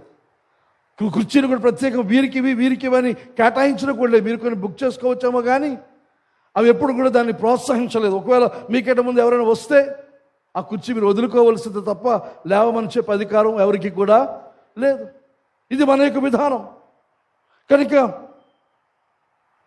క్రీస్తునందు మన యొక్క ఐడెంటిటీ, క్రీస్తులో మనం ఏమై ఉన్నామో అది మిగతా వాటన్నిటికంటే అతీతమైనది, అది ప్రాముఖ్యమని మనవి చేస్తూ ఉన్నాను. సంఘం అనే ఈ స్థలమందు, సంఘముగా మన కూడిన ప్రదేశం ప్రతి పరిస్థితి అందు ఈ నూతన ఐడెంటిటీని నేను సెలబ్రేట్ చేస్తున్నాను. క్రీస్తునందు ప్రభు మనకి ఇచ్చిన రక్షణ ఆధిక్యతను బట్టి మనం ఆనందిస్తాము, ఉత్సహిస్తాము. తర్వాత అనేకమైన వ్యత్యాసాలు కలిగిన మనం క్రీస్తులో మనందరం ఒకటిగా ఉన్న ఆ విషయాన్ని బట్టి మనం ఆనందిస్తూ ప్రభుని గణపరుస్తాం. ప్రభు వేరు కుటుంబాలకు, వేరు జాతులకు చెందిన మేము నీ యందు, నీ కుమారుని యందు, నీ కుమారుడైన క్రీస్తునందు, లేకపోతే యేసుకు ప్రార్థన చేస్తే ప్రభు నీ యందు, లేకపోతే తండ్రి చెప్తే ప్రభు నీ కుమారుడైన యేసునందు మమ్మల్ని అందరినీ ఐక్యపరిచావు, నీకు వందనాలు. అయితే దేవుడు మనల్ని నవీన సమాజముగా, ఓ నూతన సమాజముగా ఎందుకు ఏర్పాటు చేశాడు అని అంటే, రోమా సామ్రాజ్యం ఎక్లీషియా ఏర్పాటు చేసింది. అది కైసర్ యొక్క ఎక్లీషియా. అయితే ప్రభు అంటాడు, నేను నా ఎక్లీషియా. అయితే కైసర్ యొక్క ఎక్లీషియా తరగా రోమా సంస్కృతి సాంప్రదాయాన్ని, రోమియుల విధానాన్ని, రోమియుల చట్టాన్ని అవి ప్రచారం చేసి వారు ఏ ప్రదేశం ఉందో, ఏ గ్రామం, ఏ పట్టణం, ఏ దేశం ఉందో అది రోమ్ యొక్క కాలనీగా వారు మార్చే పని వారికి అప్పగించాడు రోమా చక్రవర్తి కైసర్. అయితే ప్రభు అంటాడు, నా ఎక్లీషియా. అయితే ఇది ఈ నా ఎక్లీషియా, ప్రభు యొక్క ఎక్లీషియా చేసేది ఏదనగా ఒక ప్రత్యామ్నాయ సమాజం, ఆల్టర్నేటివ్ సొసైటీ. అక్కడ చుట్టూ ఉన్న సమాజానికి భిన్నముగా ప్రత్యామ్నాయమైన ఇంకొక సమాజం, ఇంకొక సంస్కృతి, ఇంకొక సాంప్రదాయం ప్రకారంగా జీవిస్తూ ఆ సంస్కృతి, ఆ సాంప్రదాయం ఏదనగా ఈ లోక సంబంధమైనది కాక పర సంబంధమైనది, దేవుని ఎదురు వచ్చింది, దేవుని వాక్యానుసారమైన ఆ సంస్కృతి, ఆ సాంప్రదాయాన్ని, ఆ విధానాన్ని మనం ఈ లోక సంస్కృతి సాంప్రదాయానికి ప్రత్యామ్నాయంగా, అంటే అది ఉండొచ్చు, ఇది ఉండొచ్చు కదా, దానికి బదులుగా ఇది విధానం, అలా కాదు ఇలా జీవించాలి అని తెలియచెప్పే విధమైన జీవితం జీవించడం కొరకు దేవుడు ఈ క్రొత్త సమాజాన్ని స్థాపించాడు. మనవి చేస్తూ ఉన్నారు. ఈ సమాజాన్ని పరిస్థితి ఏమిటనగా, the eyes of the watching world, ఈ సమాజం ఏర్పడి ఈ సమాజం పెరుగుతూ ఉండగా చుట్టూ ఉన్న లోకం మనల్ని గమనిస్తూ ఉంది. They are watching. మనం ఎలా జీవిస్తున్నామో చూస్తున్నారు, మనల్ని గమనిస్తున్నారు. ఇప్పుడు ఎలాగుందో కానీ ఒకప్పుడు మనకి పరిస్థితి ఇప్పుడు కూడా అదే ఉంటుందని భావిస్తున్నాడు. కానీ చాలా వరకు మిగతా వరకు కూడా మనం అలవాటు అయిపోయాం. మన సంఘం యొక్క ప్రారంభ దినాల్లో మొదటి రోజుల్లో పాకలో ఉన్నప్పుడు, ఆ తర్వాత కొద్ది కాలాన్ని చూసినట్టయితే మనలో వారు ఎవరైనా సరే రక్షించబడి బాప్తిసం పొంది సంఘంలో చేర్చబడిన తర్వాత ఎవరైనా అబద్ధాలు ఆడితే వెంటనే ఆ ఊరి వారు, మిగతా వారు, అన్యులు అనేవారు, మీరు దేవుని నమ్మారు కాబోలు. ఇప్పుడు అనడం లేదు, ఎందుకంటే మనం అలాగే అబద్ధాలు ఆడుతున్నాం, అది అలవాటు అయిపోయింది వాళ్ళకి. మనం బూతులు ఆడితే మీరు దేవుని నమ్మారు కాబోలు, మీ మాట చెడ్డ మాటలు రావు కాబోలు అని అనేవారు మనల్ని. ఇంత మనం ఏ తప్పు చేసినా ఏది వారిలాగా మనం ప్రవర్తిస్తే మీరు దేవుని నమ్మారు కదా. కొంతమంది దేవుని నమ్మకపోవడం గల కారణం ఏదనగా దేవుని నమ్మితే ఇవన్నీ మానేయాలి, అవి మేము మానలేము, అవి మాకు ఇష్టం కాబట్టి మేము మానలేము, మీలాగా మేము ఉండలేము అనే సాక్ష్యం ఉండేది. కానీ రాను రాను మనము కూడా వారిలో కలిసిపోయి వారికంటే ఘోరంగా తయారైనప్పుడు మరి వారికి మధ్య తేడా ఏమీ కనబడడం లేదు. ఆ తేడా కనబడినప్పుడు జరిగే పరిస్థితి ఏదనగా సంఘం పెరగదు, సంఘం విస్తరలేదు, కొత్త వారు రారు. ఎందుకంటే వాళ్ళకి మనకి తేడా లేదు. ఇంకా చెప్పాలంటే మనకంటే వాళ్ళు బాగున్నారు నీతి న్యాయములో, దాతృత్వములో. ఒకప్పుడు ఇవన్నీ మనకి పేరు, కానీ ఇప్పుడు ఆ పేరు మనకు పోయి వారికి అది సంక్రమించింది. ఇప్పుడు ఈ రోజుల్లో వారిని చూసి మనం నేర్చుకోవలసిన పరిస్థితి ఏర్పడింది. గమనించండి, లోకం మనల్ని చూస్తూ ఉంది, లోకం మనల్ని గమనిస్తూ ఉంది. దీని గురించి అపోస్తలుడైన పేతురు మొదటి పేతురు పత్రిక 2వ అధ్యాయం, మొదటి పేతురు పత్రిక 2వ అధ్యాయము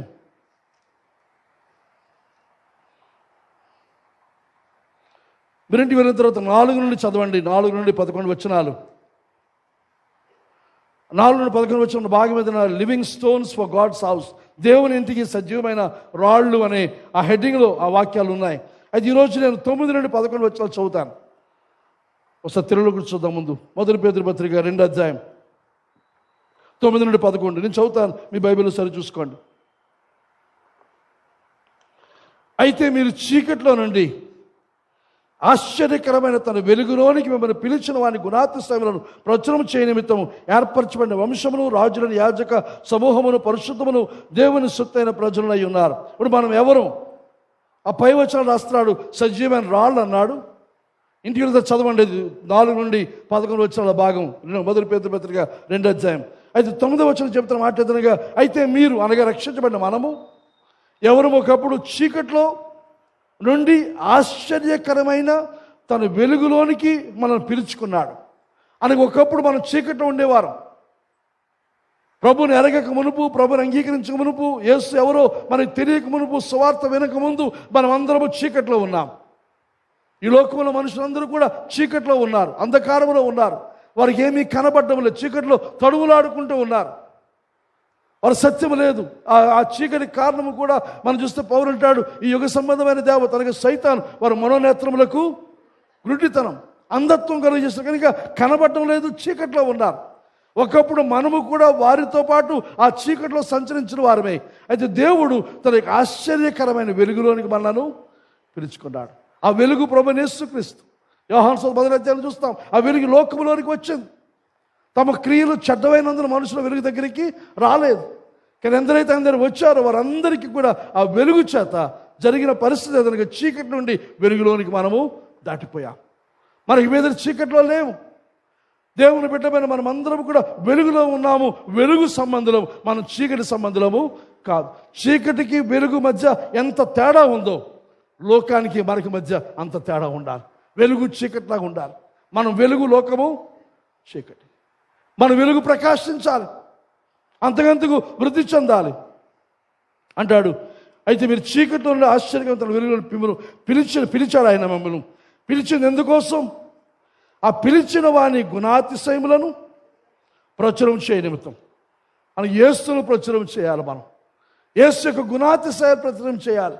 ఆయన పరిశుద్ధత, ఆయన నీతి, ఆయన చేసిన సృష్టి, దేవుడైన వాడు మానవుడిగా దిగివచ్చి లోక పాపమును మోసుకొని పోయే దేవుని గొర్రె పిల్లగా శిలువలో మరణించడం, క్రీస్తుకు మరణ వార్త మనం చాటించాలి. క్రీస్తుని గురించి మనం బోధించాలి. ఆయన యొక్క గుణాతిశయములను మనం ఏం చేయాలి? ప్రచురం చేయాలి. ప్రచురం చేయటం కొరకే దేవుడు ఏర్పరిచిన వంశం మనం. ఏ వంశం? దేవుని వంశం. ఇప్పుడు ఈ మధ్య మన ఇంటి పేరు గురించి చాలా గొప్ప అయిపోతున్నాం మనం. మన ఇంటి పేరుని బట్టి ఈ వంశం అని ఆ వంశం అని పెళ్ళిలో పాటలు పాడుతూ ఉన్నాం. పెళ్ళికి ఏదో సరదాగా పాడుకుంటే తప్ప, కానీ ఎవరి వంశాన్ని గురించి కూడా మీరు ఎక్కువ ఏమనుకోకండి. ఏ వంశమైనా సరే వెనక్కి వెళితే చరిత్ర చూసుకుంటే దానికి అంత దిక్కుమాలిన పరిస్థితి తప్ప గొప్ప ఘనత చెప్పుకునే పరిస్థితి ఏ వంశానికి ఏ కుటుంబానికి కూడా లేదని మనవి చేస్తున్నాను. ఒకరు వినడానికి చెప్పుకోవడం పేరు బాగుండొచ్చేమో, కానీ అంత మాత్రం చేత ఆ వంశాన్ని బట్టి అతిశయించే పరిస్థితి మనకి ఎంత మాత్రము కూడా లేదు. అయితే మనం అతిశయించవలసినదిగా మనం ఇప్పుడు దేవుని వంశంలో చేరాం, దేవుని కుటుంబంలో చేరాం. నేను దేవుని బిడ్డను. చాలాసార్లు సాక్ష్యాలు వింటూ ఉంటే ఇంతమంది అంతగా పట్టించుకునేవారు కాదు, కానీ ఇప్పుడు అది ఎక్కువైంది. ఏదో రకంగా వారు బ్రాహ్మణులనో లేకపోతే కమ్మవారనో లేకపోతే రెడ్లను వారి యొక్క పూర్వపు జాతి పూర్వపు వంశాన్ని ఏదో రకంగా బయటికి తీసుకొని రావడానికి ప్రయత్నం చేస్తూ ఉంటారు. దానివల్ల ఏదనగా ఇంత గొప్పవాడా అని అందరికీ ఆశ్చర్యం. దాంతో వాళ్ళకి ఇన్విటేషన్స్ ఏదో ఒక గొప్పతనం, వంశం యొక్క గొప్పతనం, వాళ్ళకి జన్మ యొక్క గొప్పతనం. అయితే వంశం గొప్పదే కావచ్చును, కానీ నా ప్రశ్న ఏదనగా ఆ వంశం యొక్క పేరు ఉపయోగించుకొని గొప్ప అయిపోవడానికి నీవు చేసింది ఏమిటని? ఆ కుటుంబంలో పుట్టావంతే, నువ్వు సాధించింది లేదు, చేసింది లేదు. ఇంకా కుటుంబానికి చెడ్డ పేరు తెస్తున్నామేమో మన ప్రవర్తన ద్వారా. కానీ వంశాన్ని బట్టి అతిశయించే పరిస్థితి మనకి ఎంత మాత్రం కూడా లేదు. కానీ మనం అతిశయించవలసింది ప్రభునందు విశ్వాసం ఉంచి గొప్ప వంశంలోనికి మనం చేరాం, గొప్ప కుటుంబంలోనికి మనం చేరాం. ఇంకా ఏర్పరచబడిన వంశం, ఈ వంశం మనం చూస్తే దేవుని బిడ్డలము. క్రీస్తు యేసుమడి రోమపతి పౌలు అంటాడు, క్రీస్తు యేసుతోటి వారసత్వం. వంశం అన్నప్పుడు, గోత్రం అన్నప్పుడు, లేకపోతే ఒక జాతి అన్నప్పుడు ఒక హోదా, ఒక వారసత్వం. ఆ వారసత్వం హక్కుగా దేవుని రాజ్యం, ఆ వంశముగా దేవునితో పాటు ఏలుబడి చేస్తాం మనం. ఇది గొప్ప ఆధిక్యత దేవుడు మనకి ఇచ్చాడు. కానీ ఈ వంశం, ఏర్పరచబడిన వంశమును రాజులైన యాజక సమూహం. మన రాజులైన యాజక సమూహం, రాజులు యాజకులు రెండు మనలోనే దేవుడు కలిపాడు. రాజు వేరు, యాజకుడు వేరు. యాజకత్వం చేయవలసిన వారు వేరు, రాజరికం చేయవలసిన వారు వేరు మన సంస్కృతి సాంప్రదాయ ప్రకారంగా. కానీ క్రీస్తు యేసునందు మనల్ని దేవుడు ఏర్పరచబడిన వంశం చేస్తాడు, రాజులను చేస్తాడు, యాజకులను చేస్తాడు. రాజుగా ఏలుబడి పరిపాలన, యాజకులుగా దేవుని ఎదుట దేవుని ఆరాధన చేసే ఆధిక్యత, యాజకత్వాన్ని దేవుడు మనకి ఇచ్చాడు. ఇంకా పరిశుద్ధ జనం. మనం పాపులం, చీకట్లో ఉన్నవారం, కానీ పరిశుద్ధ జనముగా మనం సంబోధిస్తాం. పిలిచి మార్చాడు ఆయన. దేవునికి సొత్తైన ప్రజలై ఉన్నారు, దేవుని సొంత వారం మనం. ఆ పాట నాకు చాలా ఇష్టం. ఆనందం ఆనందం దినదినం యేసురాజు నా సొంతమయ్యాడు అని మనం అంటున్నాం. కానీ ప్రభు అంటున్నాడు, మీరు నా సొంతమయ్యారు అంటున్నాడు ఆయన. నీవు నా సొంతం, నీవు నా సొత్తు, నిన్ను వెలపెట్టి కొనుక్కున్నా, నీవు నా దానవు, నా వాడవు. ఎంత గొప్ప భాగ్యం! దేవుడు యొక్క సొంత ప్రజలం మనం. ఇవి ఒకసారి ఈ పేర్లు, ఈ మాటలు మనం కొంతసేపు కూర్చొని ధ్యానిస్తే, ఆలోచిస్తే మన యొక్క ఆధిక్యత ఏమిటో, మన గొప్పతనం ఏమిటో మనకు తెలుస్తుంది. ఇంకా అంటాడు, ప్రియులారా, క్షమించ 10వ వచనం, ఒకప్పుడు ప్రజగా ఉండక ఇప్పుడు దేవుని ప్రజ అయితిరి. ఒకప్పుడు మనుషుల లెక్కలో లేని వారం, ఒకప్పుడు కనికరింపబడక ఇప్పుడు కనికరింపడిన వారు అయితిరి. ప్రియులారా, ఒకప్పుడు మనం మనుషులము కాదు, లెక్కలో లేని వారం, కానీ కనికరాన్ని పొందిన వారం, దేవుని బిడ్డలము, దేవుని వంశం, రాజుల యాజక సమూహం, పరిశుద్ధ జనం, దేవుని సొత్తైన ప్రజలు. ఈ మామూలుగా వరుసగా చెప్పుకుంటూ పోతే ఏమనిపించదు, కానీ ఒక్కొక్క మాట దగ్గర ఆలోచించండి, ఆగండి, కొంచెం ధ్యానించండి. ఆ మాట తనకు అర్థమేమిటో, మన పూర్వ వంశాన్ని, మన పూర్వ కుటుంబ స్థితిగతులను జ్ఞాపకం చేసుకుని ఈ స్థితిగతులు మనం చూసుకుంటే ఎంత గొప్ప మార్పు దేవుడు మనలో చేశాడు.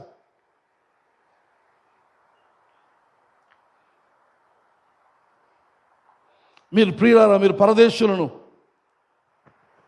యాత్రికులై ఉన్నారు కనుక ఆత్మకు విరోధముగా పోరాడు శరీరాశలను విసర్జించి అన్యజనులు నిలుచుని అంటున్నాడు. ప్రియులారా, మీరు పరదేశులను, యాత్రికులై ఉన్నారు. మనం ప్రజలం అంటున్నాడు, దేవుని ప్రజలం కనుక మన పౌరసత్వం పరలోకమందు ఉంది. ఫిలిప్పీ పత్రికలో పౌలు రాస్తాడు, కనుక మన పౌరసత్వం పరలోకంలో ఉన్నది కాబట్టి మీరు పరదేశులను యాత్రికులై ఉన్నారు కనుక ఆత్మకు విరోధంగా పోరాడు శరీరాశలను విసర్జించి మరి అలా జీవించాలి. ఈ లోకం మనది కాదు అన్నట్టుగా మనం జీవించాలి. ఈ లోకం స్థిరము కాదు మనకి. మనం పరదేశులం, ప్రయాణంలో ఉన్నాం, యాత్రికులం. మనం ఈ లోకంలో జీవించే 70-80 సంవత్సరాలు 100 సంవత్సరాలు బ్రతికినా ఇదంతా యాత్ర ప్రయాణం మాత్రమే. ఈ ప్రయాణము తరువాత అసలైన జీవితం మనకు మొదలవుతుంది. అసలైన జీవితం కొరకు మనం సిద్ధపడాలి. అయితే ఈ ప్రయాణంలో జీవించవలసిన విధానం ఏదనగా యాత్రలో ప్రయాణం ఉన్నట్టుగానే జీవిస్తూ ఏం చేయాలి? ఇక్కడ ఆత్మకు విరోధముగా పోరాడు శరీరాశలను విసర్జించి, దేవుడు వెలిగించిన ఈ ఆత్మకు విరోధముగా రక్షించబడిన తర్వాత నూతన జన్మానుభవం పొందిన మనకు లేక ఆత్మీయ స్థితికి విరోధముగా శరీరాశలు పనిచేస్తూ ఉన్నాయి. కనుక వాటిని అనుసరించి మనం జీవించక వాటిని ఏం చేయమంటున్నాడు ఇక్కడ? శరీరాశలను విసర్జించి అంటున్నాడు, అన్ని జనులు మిమ్మల్ని ఏ విషయంలో దుర్మార్గులను దూషింతురో ఆ విషయంలో వారు మీ సత్క్రియలను చూచి వాటిని బట్టి దర్శన దినమున దేవుని మహింపరచట్టు వారి మధ్యన మంచి ప్రవర్తన గల వారే ఉండవలనని మిమ్మల్ని బతిమాలుకొనుచున్నాను, మిమ్మల్ని బతిమాలుతున్నాను. ఎందుకనగా అన్ని జనులు మిమ్మల్ని చూస్తున్నారు. అయితే ఏ విషయాన్ని మిమ్మల్ని విమర్శిస్తున్నారు? ఇప్పుడు మన జీవన విధానం క్రైస్తవునిగా మనం జీవిస్తున్నప్పుడు మనం విమర్శిస్తూ ఉంటారు. మనం చేయని కొన్ని పనులు, వారితో పాటు మన పాలు పంచుకోనని కొన్ని విషయాలను బట్టి, ఇవి మాతో పాటు మీరు చేయరు, మావి మీరు ఆచరించరు అని వాటిని బట్టి మనల్ని దూషించడము నిందించడం జరుగుతూ ఉంటుంది. ఒకప్పుడు కానీ ఇప్పుడు లేదేమని అనిపిస్తూ ఉంది నాకు. ఎందుకంటే మనం కూడా అందులో కలిసిపోయాం. మీరు వీడియో చూసారో లేదో, పాలు దినకరను వాళ్ళ కొడుకు వాళ్ళందరూ కలిసి సంక్రాంతి పండుగ చేసుకున్నారు. పంచెలు కట్టుకొని పల్లెటూరుకి వెళ్ళిపోయి కొండలు కొట్టి నానా పనులన్నీ చేశారు. కానీ ఇప్పుడు ఎవరికి బాధ అనిపిస్తుంది? సంక్రాంతి చేస్తాం, ఉగాది చేస్తాం, వినాయక చవితి చేస్తాం, ఇంకా దసరా చేస్తాం, చేసిన వాళ్ళు ఎవరు ఏమనరు. అబ్బా క్రైస్తవులు చాలా మంచివారండి. కానీ వారిలాగా మనం ప్రవర్తించకుండా భిన్నంగా ఉన్నప్పుడు మన లోకం విమర్శిస్తుంది. కానీ ఏ విషయం దుర్మార్గులను దూషిస్తున్నారో ఆ విషయం వారు మీ సత్క్రియలను చూచి వాటిని బట్టి దర్శన దినమున దేవుని మహింపరచట్టు వారి మధ్యన మంచి ప్రవర్తన గలవారే ఉండవలను.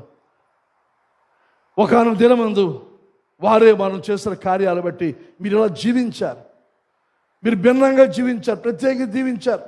మేము వ్యతిరేకించినా, మేము విమర్శించినా ఇలా జీవించారు.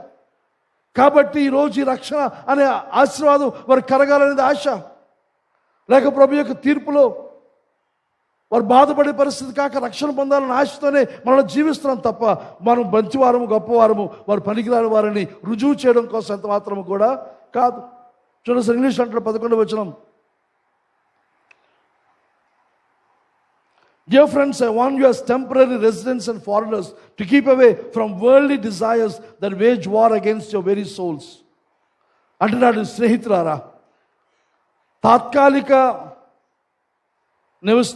నివసించే వ్యక్తులని కొంతకాలమే ఉంటాం, 3 సంవత్సరాలు ఉంటాం, 4 సంవత్సరాలు ట్రాన్స్ఫర్ అయితే వెళ్ళిపోతాం అన్నట్టు ఉద్యోగస్తులు అలాగే జీవిస్తారు. లేకపోతే ఇంకా ఫారినర్స్, పరదేశులు. పోయిన సంవత్సరం లాక్డౌన్కి ముందు ఇంగ్లాండ్ నుంచి ఒక ఆమె వచ్చారు, డెబీ అని, రోప్ సంస్థ నుండి. అయితే ఆమె వెళ్ళిపోయిన కొద్ది రోజులకి లాక్డౌన్ మొదలైంది. మొన్న దినమందు జూమ్ మీటింగ్లో మాట్లాడుతున్నప్పుడు అప్పుడు వచ్చి ఉండు, అప్పుడు ఒకవేళ నేను ఉంటుండగా లాక్డౌన్ అయితే ఏమైపోను అని అడిగారు ఆమె. అడిగి మీకు ఎంత ఇబ్బంది అయ్యి ఉండేది కదా అన్నారు. మాకు ఇబ్బంది అలా ఉన్నా కానీ నువ్వు చచ్చి ఊరుకుంటావు అన్నాను. ఇక్కడ ఉండలేదు మన వాతావరణం, మన ఆహారం, మనం ఏదో పెడతాం మనకు కలిగింది. కానీ వారు తిని కొంతకాలం వారం రోజులకి 2-3 రోజులకే ఆ ఢిల్లీ వస్తుంది, హాస్పిటల్ జాయిన్ అయ్యే పరిస్థితి వారికి ఏర్పడుతుంది. కనుక పరదేశులు వస్తాం, 4 రోజులు ఉంటాం, వారం రోజులు ఉంటాం, 10 రోజులు ఉంటాం, వెళ్ళిపోతాం. ఎప్పుడు వీళ్ళని త్వరగా వెళ్ళిపోవడం చూస్తాం, అక్కడ ఉండిపోం. To keep away from worldly desires that wage war against the very souls. మీ ఆత్మలకు వ్యతిరేకముగా పోరాడుతున్న ఈ లోక సంబంధమైన ఆశలు, తెలుగు తర్జుమాలో శరీరాశ అన్నాడు కానీ ఇంగ్లీష్లో వరల్డ్లీ డిజైర్స్, లోక సంబంధమైన ఆశలు, అవి మనల్ని నాశనం చేస్తే కనుక వాటి దూరంగా ఉండాలి. Be careful to live properly among your unbelieving neighbours. అవిశ్వాసులైన ఇరుగు పొరుగు వారి దగ్గర జాగ్రత్తగా జీవించడం అలవాటు చేసుకోండి. Be careful to live properly. జాగ్రత్తగా జీవించండి. Then even if they accuse you of doing wrong, they will see your honorable behavior and they will give honor to God when he judges the world. తెలుగులో మాట స్పష్టంగా ఉంది. ఈ లోకాన్ని దేవుడు తీర్పు తీర్చినప్పుడు దేవుని వారు ఇచ్చే సాక్ష్యం ఏదనగా మీ యొక్క ఘనమైన ప్రవర్తన గురించి వారు సాక్ష్యం ఇస్తారు. దేవునికి కూడా మహిమ కలుగుతుంది. They will see your honorable behavior and they will give honor to God when he judges the world. లోకాన్ని అని తీర్పు తీరుస్తున్నప్పుడు దేవునికి మహిమ చెల్లిస్తారు మీ యొక్క జీవితాన్ని బట్టి. అనగా లోకం మనల్ని గమనిస్తుంది, లోకం మనల్ని చూస్తూ ఉంది. మనం అనుకుంటాం చూస్తున్నారా, నిజమా? చూస్తున్నారండి. ఇప్పుడు అలాగైతే సీసీ కెమెరాలు మనకు తెలియకుండా మనం చూస్తూ ఉన్నాయో, రికార్డ్ అవుతూ ఉంది. ఇప్పుడు కావాలి మళ్ళీ తిరిగి మనం చూసుకోవచ్చు. అదే విధంగా లోకమంతా కూడా మనకి తెలియకుండానే మనల్ని చూస్తూ ఉన్నారు. చూస్తున్నప్పుడు వారికి ఏం కనబడుతుంది? అది ఈ సమాజం ఎలా పెరుగుతుంది, ఎలా విస్తరిల్లుతుంది, దీని గురించి చాలాసార్లు మాట్లాడి ఉన్నాను. మరోసారి జ్ఞాపకం చేసి ముందుకు వెళ్తాను. ఎఫెసీ పత్రిక 4వ అధ్యాయంలో అది చాలా ప్రాముఖ్యమైన వాక్యము. సంఘమునకు దేవుడు సంఘానికి నాయకత్వాన్ని ఇచ్చాడు. ఎఫెసీ పత్రిక 4వ అధ్యాయం. ప్రభు మరణించి సమాధి చేయబడి పాతాళమునకు దిగి ఆ తర్వాత తిరిగి లేచి పరలోకమునకు ఆరోహణం అవుతున్నప్పుడు సంఘానికి వరాలను ఇచ్చాడు. ఆ వరాలు ఏమనగా అపోస్తలులు, ప్రవక్తలు, సువార్తికులు, కాపరులు, ఉపదేశకులు. అది కొంతమంది 5 అంటారు, కొంతమంది 4 అంటారు. అపోస్తలు 1, ప్రవక్తలు, సువార్తికులు 4వది కాపరులు, ఉపదేశకులు 2 కలిపి 1 అని కొంతమంది అంటారు. లేదా పాస్టర్స్ అండ్ టీచర్ 2 కింద విభజిస్తారు. కొంతమంది 4 అయినా 5 అయినా. అయితే వీరి యొక్క బాధ్యత ఏమిటి? What is there responsibility? ఇప్పుడు కొంతమంది ఈ పేర్లు చాలా దుర్వినియోగం చేస్తూ ఉంటారు. ప్రారంభమేమో సువార్తికుడు, ఆ తర్వాత కొంతకాలం ఏం పాస్టర్, ఆ తర్వాత కొంతకాలం ప్రవక్త, ఆ తర్వాత అపోస్తలుడు, తర్వాత బిషప్, మరి గెటేటో అయిపోతుంటారు చివరికి. అదేం కాదండి. ఇవి హైరార్కీ కాదు, ఒకరిలో దానికి ఎదగవలసిన విషయాలు కావు. ఇవన్నీ కూడా సమాంతరంగా సంఘంలో పనిచేస్తున్న కృపావరాలు అని మనవి చేస్తూ ఉన్నారు. అయితే ఈ కృపావరాల యొక్క బాధ్యత ఏమిటి? ఈ వరములు కలిగిన వ్యక్తుల యొక్క బాధ్యతలు ఏమిటి? అదేదో హోదా కాదు, స్థాయి కాదు, అంతస్తు కాదు, కానీ అవి వారికి ఇచ్చిన పని ధర్మం అని మనవి చేస్తూ ఉన్నాను. అయితే వారి బాధ్యత ఏమిటి? 12వ వచనం అంటున్నాడు, their responsibility is to equip God's people to do his work and build up the church, the body of Christ. వారి యొక్క పని ఏమిటి? ఈ అపోస్తలులు, ప్రవక్తలు, స్వార్థికులు, కాపరులు, బోధకులు, వీరందరి యొక్క పని, ఈ సంఘముకి ఇచ్చిన వరాల యొక్క పని ఏదనగా దేవుని యొక్క ప్రజలను దేవుని యొక్క సేవ చేయడం కోసం వారిని నిర్మించడం, క్రీస్తు యొక్క శరీరాన్ని నిర్మించడం. ఇది వారి యొక్క పని. సంఘం చెప్పాలంటే బిల్డప్ ద చర్చ్, సంఘాన్ని కట్టడం, సంఘాన్ని నిర్మించడం, ఆత్మ సంబంధ మందిరాన్ని నిర్మించడం. అది ఎలా చేస్తారు? By equipping God's people to do his work.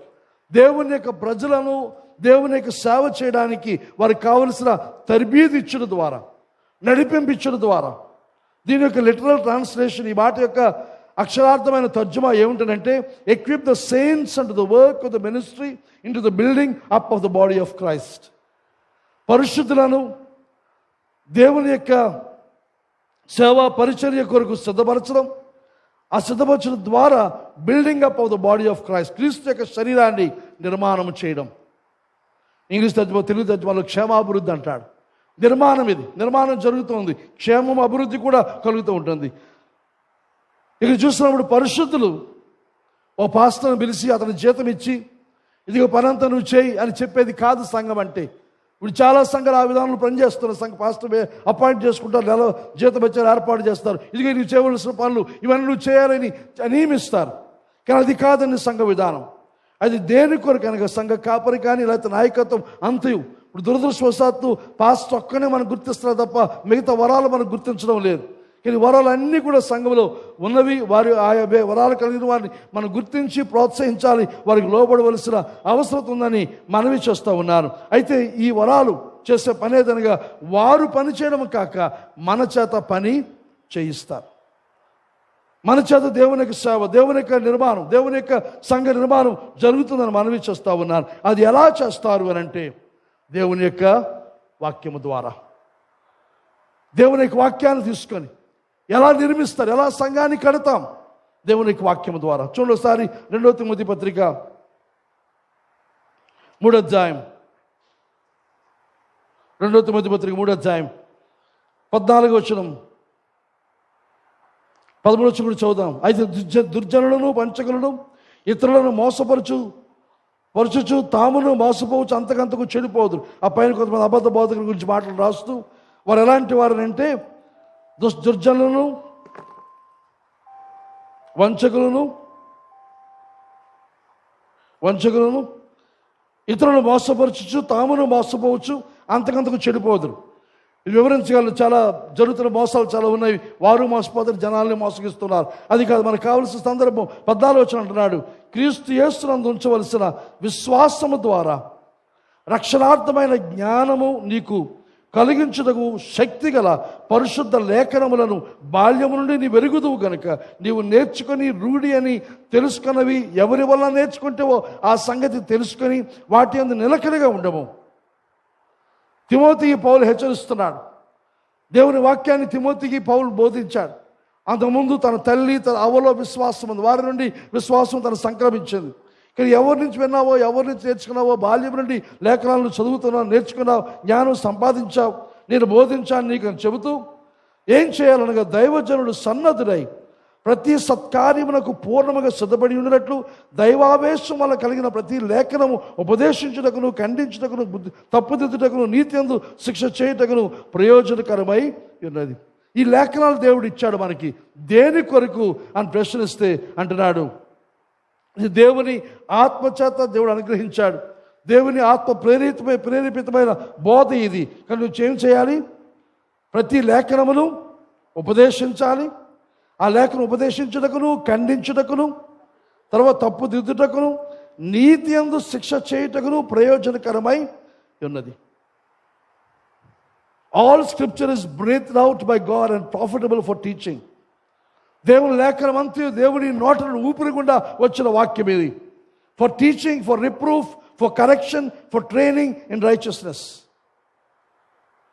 That the man of God 17వ వచనములో దైవజనుడు సన్నద్ధుడే ప్రతి సత్కార్యం పూర్ణంగా సిద్ధపడి ఉండడం కొరకే దేవుడు తన లేఖనాన్ని ఇచ్చాడు. అయితే ఎలా సిద్ధపడతాడు సేవకుడు?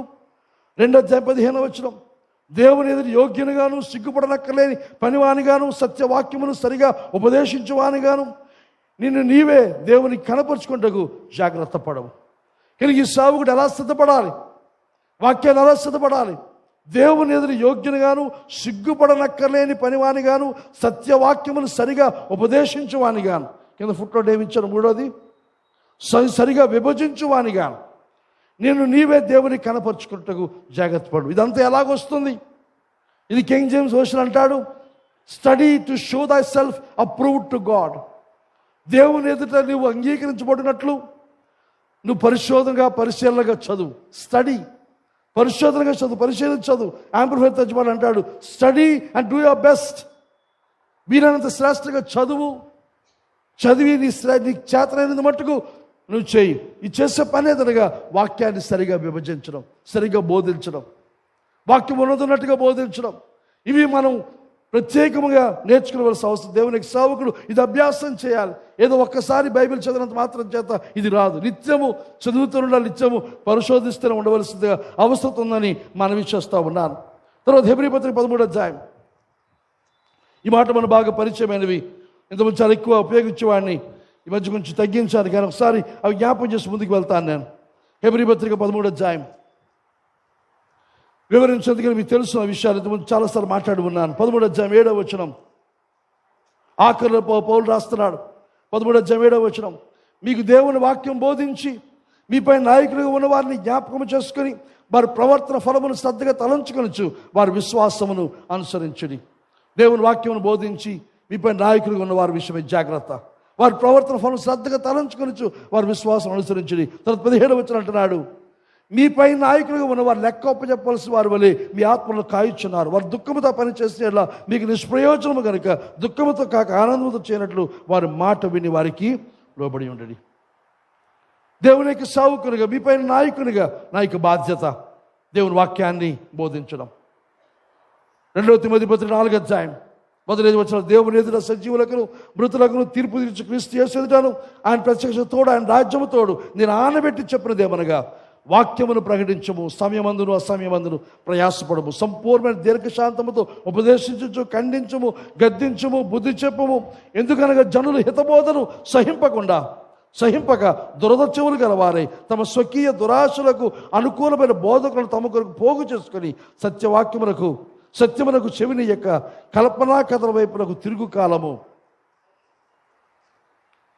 వచ్చును. అయితే నీవు అన్ని విషయంలో మితముగా ఉండము, శ్రమపడము, స్వార్థిని పనిచేయము, నీ పరిచయాన్ని సంపూర్ణముగా జరిగించము. ఇది పౌలు తిమోతికి ఇస్తున్న సలహా. ప్రతి దేవుని సేవకుడు చేయవలసిన కార్యం ఇది.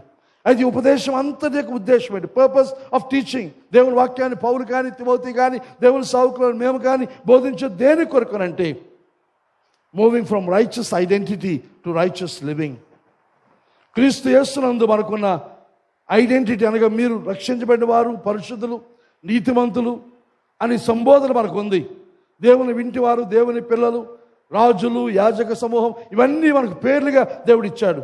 అయితే అవన్నీ ఆ పేర్లు లేకపోతే ఆ పిలుపు నుండి యథార్థ స్థితికి మనం రావాలి, ఆ అనుభవంలోనికి మనం రావాలి. Moving from your identity to living in the identity. ఏ పేరుతో మనం పిలిచాడో ఆ పేరుకు తగిన జీవిత విధానంలోనికి వచ్చుట కొరకు ఈ ఉపదేశం బోధ అంతా అని మనవి చేస్తూ ఉన్నాను. సంఘం యొక్క సభ్యుడు, the member of the church gross by feeding on the word of God and ministering to each other. ఈ సంఘంలోని వ్యక్తులు ఎలా అభివృద్ధి చెందుతారు, ఎలా పెరుగుతారు, ఎలా వృద్ధి చెందుతారంటే దేవుని వాక్యమును భుజించడం ద్వారా, ఒకరికొకరు పరిచర్య చేయడం ద్వారా అని చెప్పి మనవి చేస్తూ ఉన్నాను. అయితే ఎదిగా మన దానికి రుజువు ఏమిటి? క్లుప్తంగా చెప్పి ముగిస్తాను. 14-16 వచ్చిన ఎఫెసీ పత్రిక 4వ అధ్యాయం. క్రీస్తు పోలికలను మనం వెళ్తాం. తన స్టెబిలిటీ, స్థిరత్వం. కొంతమంది ఒకరోజు ఒకలా వారం ఒకలాగా ప్రవర్తిస్తారు, అది కాదు. తర్వాత సత్యం, ప్రేమ కలిగి సత్యం పలుకుచు, తర్వాత క్రీస్తులో ఎదుగుతూ ప్రతి అవయవము దాని పని, ప్రతి ఒక్కరు కూడా ప్రతి అవయవం ఎలాగైతే పని ఉందో ప్రతి ఒక్కరికి పని ఉందని మనవి చేస్తూ ఉన్నాను. కనుక దేవుని యొక్క సంగమా, వీళ్ళకి వచ్చే వారి గురించి వివరిస్తాను దీన్ని. లెట్ us బిల్డ్, మనం కలిసి నిర్మిద్దాం దేవునికి సంఘాన్ని. లెట్ us బ్రేక్, పాతాళలోకి ద్వారాలు ఛేదిద్దాం. లెట్ us బ్లో, ప్రభు యొక్క బాకా ఊదుదాం, దేవుని యొక్క సువార్తను మనం ప్రకటిద్దాం. లెట్ us బి బ్లెస్డ్, విజయాన్ని మనం పొందుకొని ముందుకు సాగుదాం. ప్రభు సందేశాన్ని మనందరూ వినికి ఆస్వాదించిన గాక. అందరూ తల వంచని ప్రార్థన చేద్దాం. పరిశుద్ధుడా ప్రభు, నీకు వందనాలు స్తుతులు చెల్లిస్తున్నాం.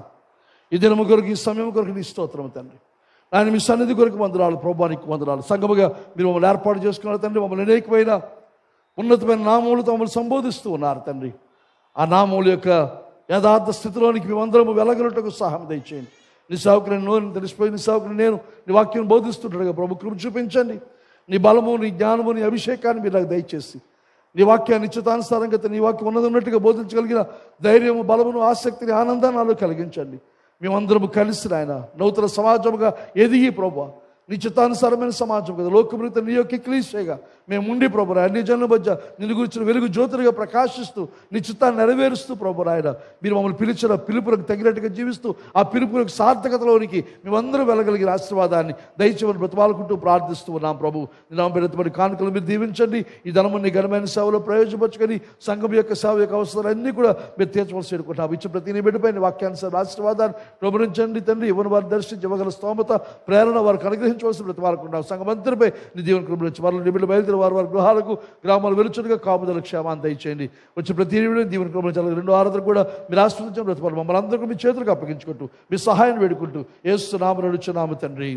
ఇప్పుడు మన తండ్రి అయిన దేవుని యొక్క ప్రేమ, కుమారుడైన యేసుక్రీస్తు కృప, పరిశుద్ధాత్మ సహాయం, సహవాసము, సన్నిధి కూడొచ్చి మనకును ఆయన ప్రేమిస్తున్న సకల పరిశుద్ధులకు ఆయన రాకడ పర్యంతము సదా తోడై ఉండి నడిపించును గాక. ఆమేన్. అందరికీ వందనాలు.